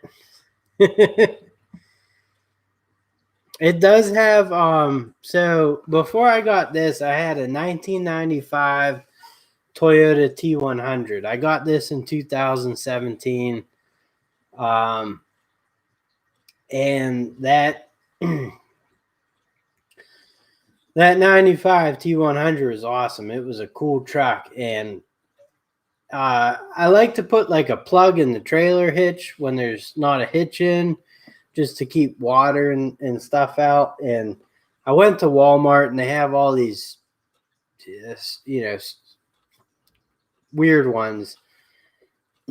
But there's one that I thought was kind of funny. It just said zombie apocalypse emergency vehicle or something like that, response vehicle. So I bought that. So that's what's been in my trailer hitch through the Toyota and this one.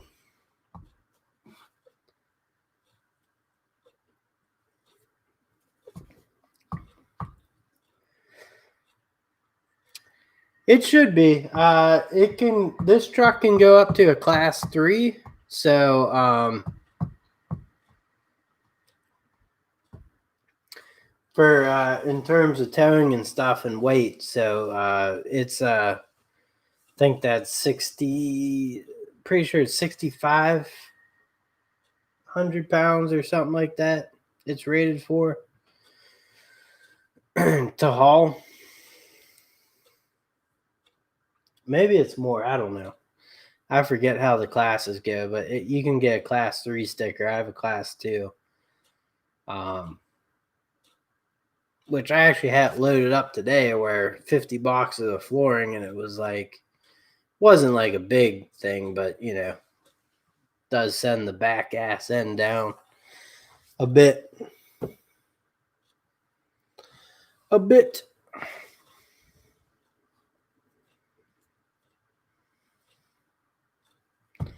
Yeah, the Work Pro sign is tucked away right now. I have been if you go on my Instagram, you'll see outside my garage I did a little project out there.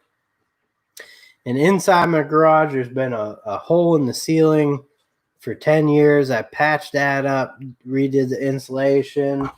I wrapped the cold air return, or the return vent, and there was a humidifier on the hot vent.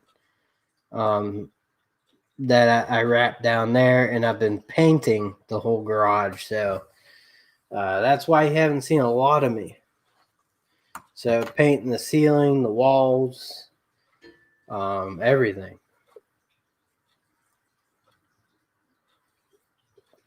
Been busy, plus work. I've been putting in a few kitchens on the side and stuff. So yeah, I think it should help. I mean, it's out in the garage. I know it's a return vent, but while the system's not running, that's insulated wrap, so it should keep it warmer, than as opposed to just having the bare vent. I'm also debating just cutting a hole in the actual forced vent and putting a thing in there, but it's not. To be honest with you, my wife thinks I'm an idiot for doing all this stuff, but this is stuff I've wanted to do for a long time. So, Kathy, welcome back. Thank you for coming back and joining us. I'm going to be on here for 1 or 2 more beers, and then I'll have to go. Been a while since I've done a live stream. I think the last one I did, I was out on my back patio.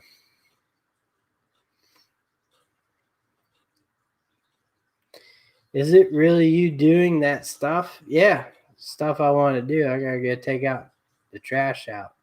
Have fun with that. I did that last night. Hate taking the trash out. Sucks. It's good exercise though, but so is carrying around my tool bag at work. Like 70 pounds. It's not that bad. It's probably 50 pounds, my tool bag at work. Carried up all the floors and stuff.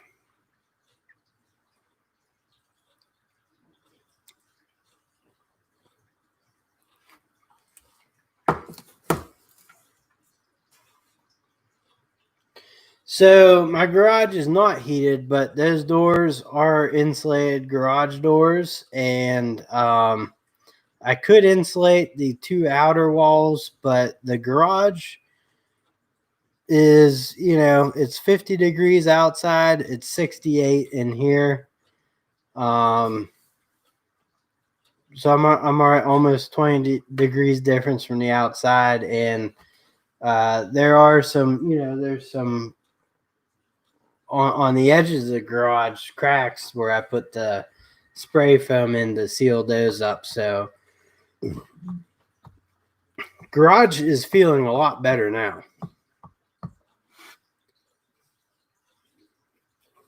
And like I said, I fixed the hole in the ceiling, so there's no cold air getting up through there. There's a huge ass mosquito in here, though. That mother hunter's dead.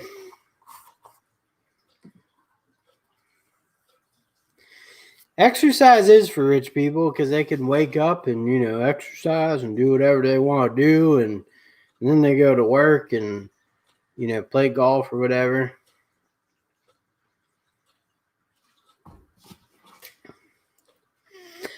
Yeah, the ducts are for the house. Now, the forced air one was wrapped when I bought the house.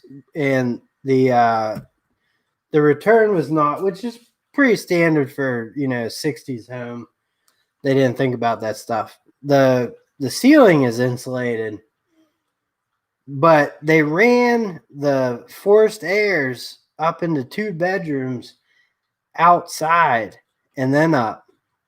So I wrapped those, and then I insulated those, and then, filled in all the gaps and stuff and all that. Yeah, I get exercise at work. Feels great. But that's made a huge improvement on the outside. Because back when my house was built, they were starting to insulate things, but they still had that, well, you want air movement through the walls, and that will dissipate the heat and do all this and that. And and all that bullshit. So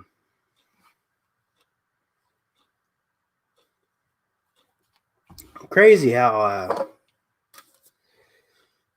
it used to be, and then now today it's like they don't want any gaps. Well, everything's wrapped now. All of it's all wrapped. Like, I don't know if you get that one is wrapped. That's wrapped. Going all the way outside's wrapped. Ceiling's insulated. So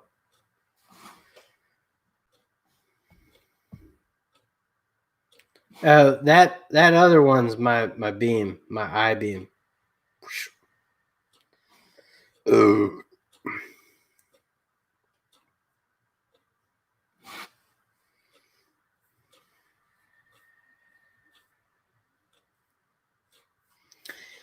That one is definitely.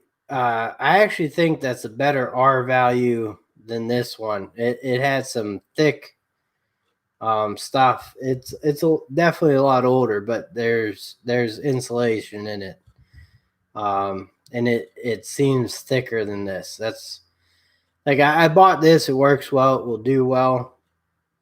But if they still sold that, I would do that because the wrap actually. The thing I like about this wrap is it actually can wrap around the pipe and goes down. This stuff comes in like 15 feet, and then it's 12 inches wide. So you actually have to just keep going a foot at a time down to do it because it's not wide enough to actually cover the whole thingamadoo.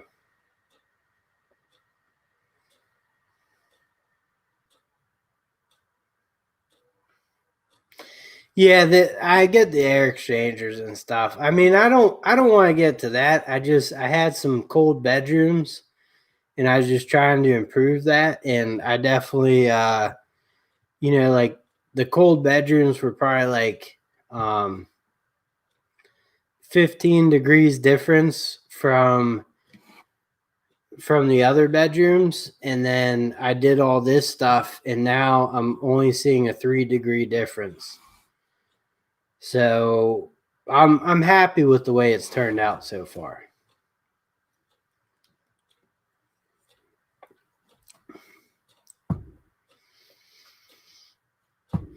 I've never heard of tool shop tools, or like it sounds familiar. Where are they sold?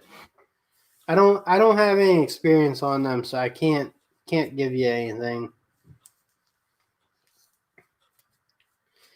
I had a mouse in my. I've never had. So I live next to the woods, but I've never actually had a mouse in my house. I've had a few in my attic. We don't have a Menards, so but Stephen Deswan, he works at Menards, so he could probably tell you a little bit about those.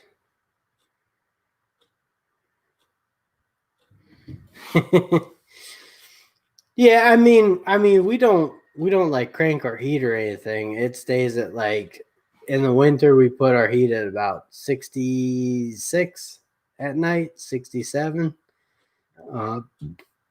But I don't know. And like the A's, we have air conditioning, but we try not to run it until we have to.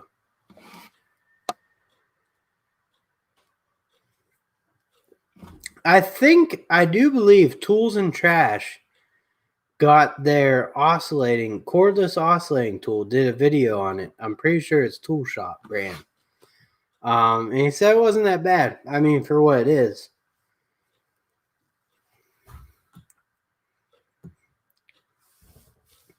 So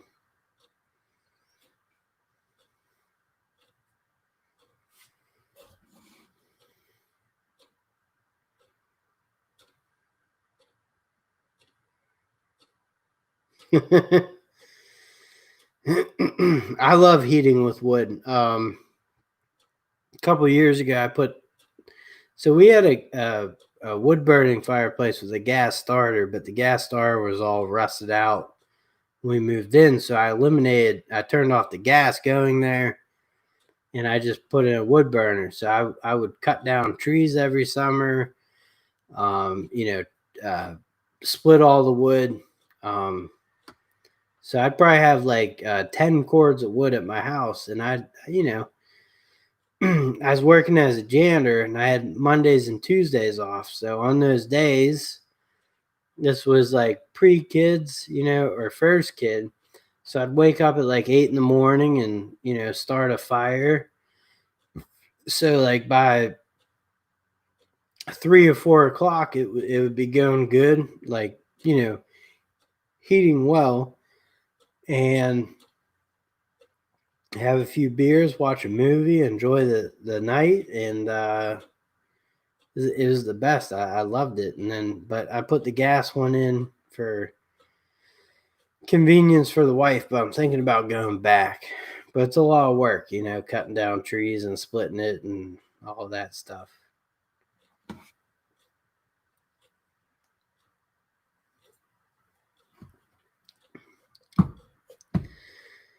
Robert Water, I don't even have a cabinet. I have nothing.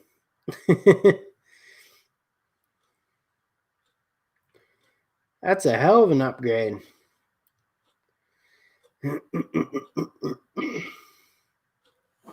Performax. So I will tell you, interesting enough,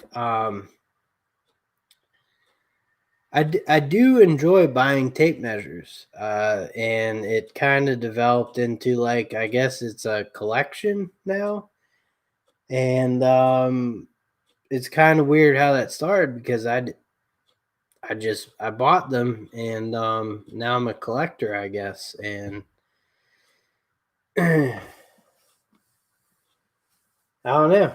I never expected me to collect something. I mean, I use them all, but like this is a nice Master Mechanics 25 footer. And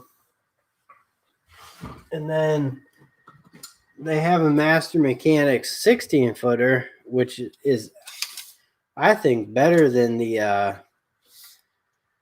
Stanley Fat Maxes. Pretty much the same thing. My go-to, though, has always been the Stanley Power Lock.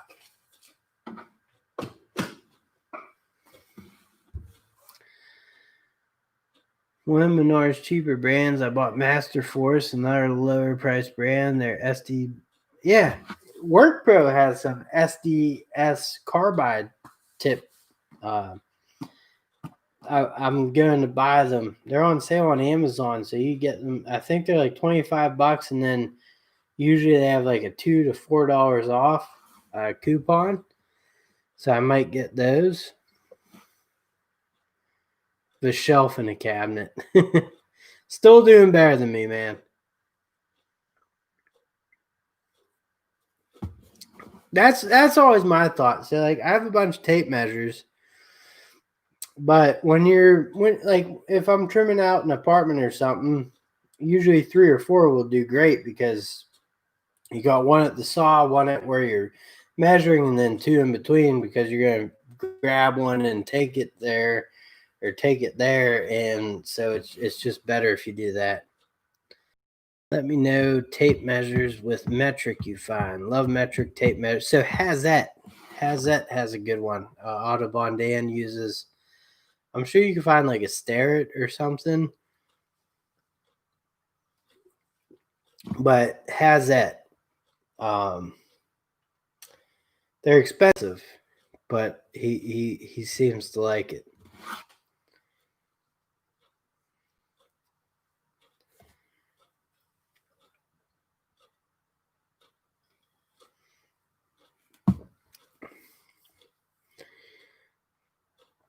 All right, I will be right back. I'll have one more beer, and then we'll be done.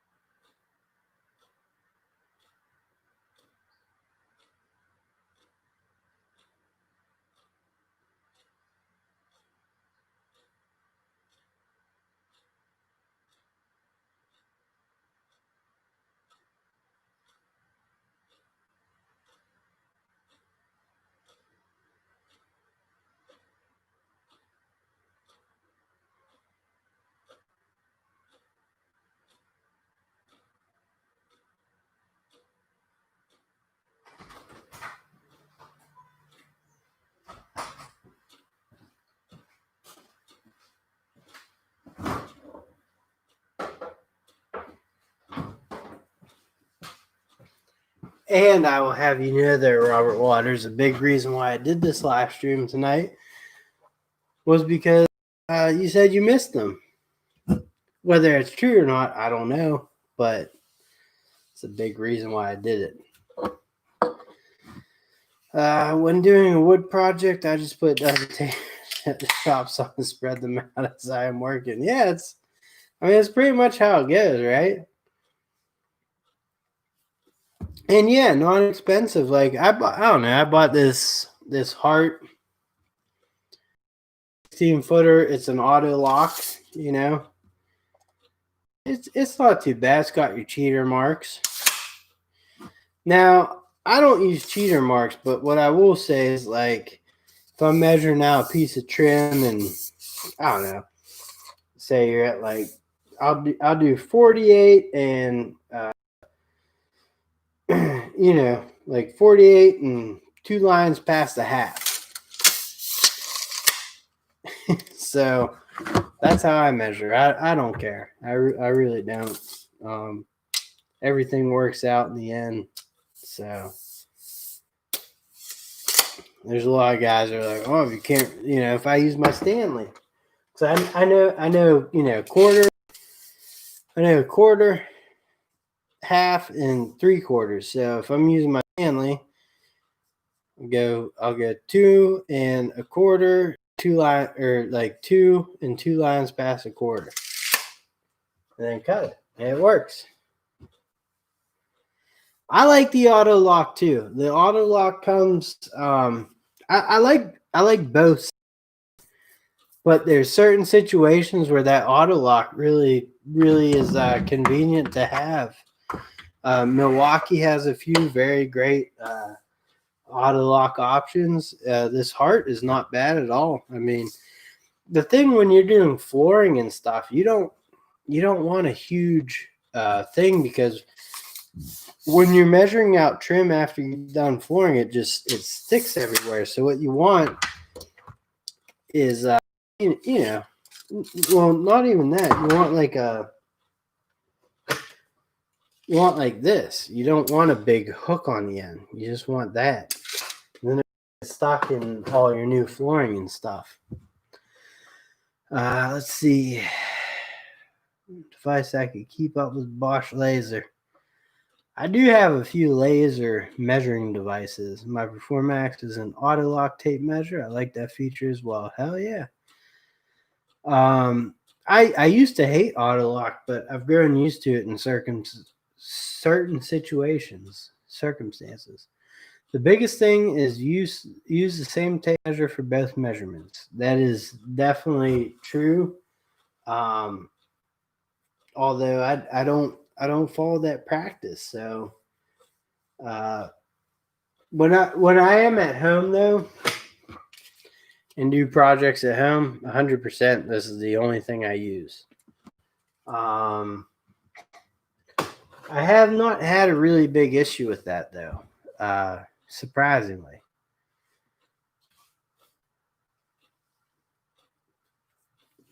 But that definitely is a good point.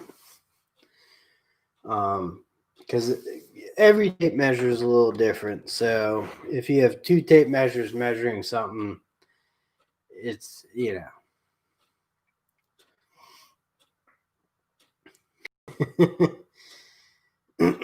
When you're uncertain, just cut a little bigger, right?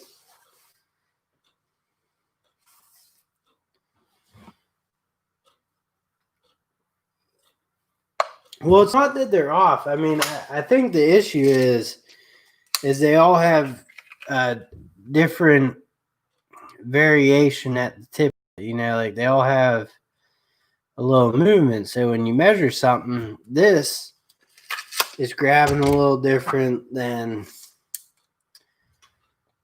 this one.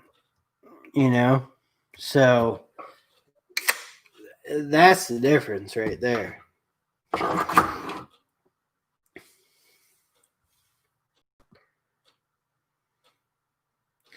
Or like a lot of contractors will say, just caulk it. Just caulk it.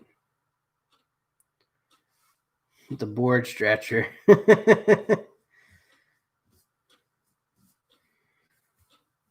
Just throw a little humidity on it, right?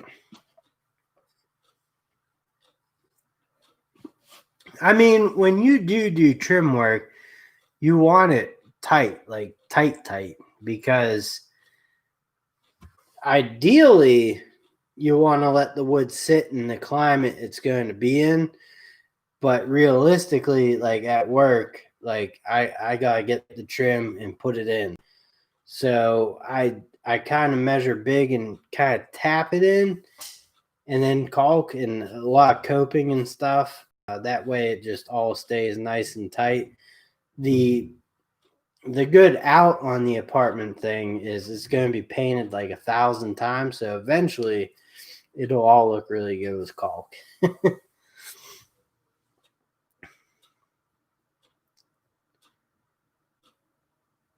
That's right, King Sport Tool Reviews. Thank you for joining us, man. I appreciate it.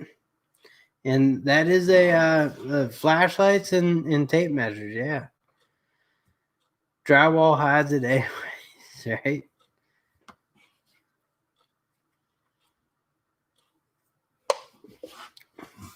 One thing at work is we use like 5.25 trim, so it's a big trim. So it looks nice. You got to do it right. So it's not like some of that smaller stuff, like the 3-inch where it doesn't stand out as much. And the other thing too is when you do corners and stuff, and not every corner is a perfect match. So if you're a little off on a corner doing trim, you can always take a file or your nail set that has a little bit of file on the side, and you can kind of just go down, like grind it down to round out. That does work.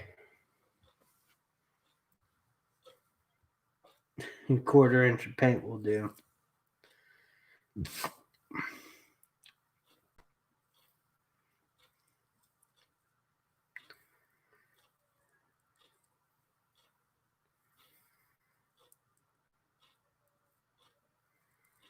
I see companies stirring up houses. No, I agree with you. The way they do new construction, but the thing is like we thought that, right, in the early 2000s, late 90s, when prefab homes was like kind of like a big thing. So like there's a few communities around me where they build the foundation, then they bring in the 4 sides, screw them all together, and there's a house.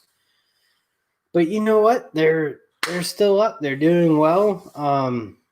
So I guess you have to give credit to engineers and stuff for doing that. But yeah, it's hard to really know. Like I remember, but just like my house, it's solidly built, and it's not like an old home. 68, I think, is when it was built, 68 or 69. But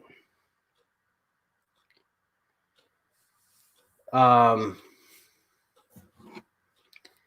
mean, there's shit in style, right? Like there's no style to them, but in quality, I don't know. I think they're all right. But there's a lot of corners cut. But like, all right, so on TikTok, there's a few home inspectors I follow, and like people are like, man, I'd never buy a new home. And the one home inspector is like, listen, like there's a ton of good houses that like pass fine colors, solidly built, awesomely built, but that's not entertaining. So basically what you're seeing a lot on media is the crap jobs, right? Because that's what's interesting, and that's what people want to see to avoid. So your brain's being fed all this stuff, but like there are decent stuff out there. No, I do agree though.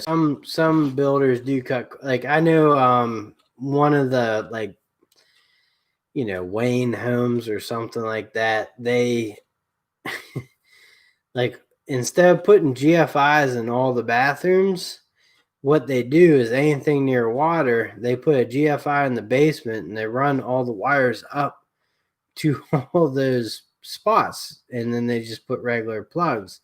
So it's GFI'd, but it's just one GFI in the basement.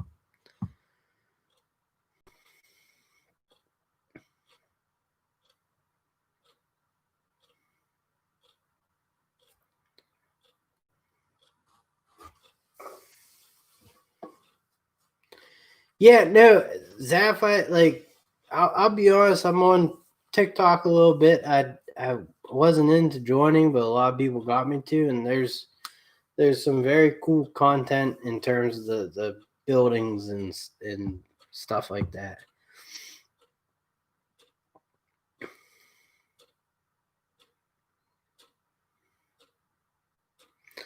Oh my gosh. So like home improvement stuff that you see on the internets and stuff, like their budgets and all that crap is so unrealistic. So um a lot of people could do it. And I mean there's some people that do it well for the right budget, but I'm just saying like house hunters and stuff, they're like or not in that, just like the remodeling sheds. They're not true prices. Like for me to do that little outside project, that's like $700.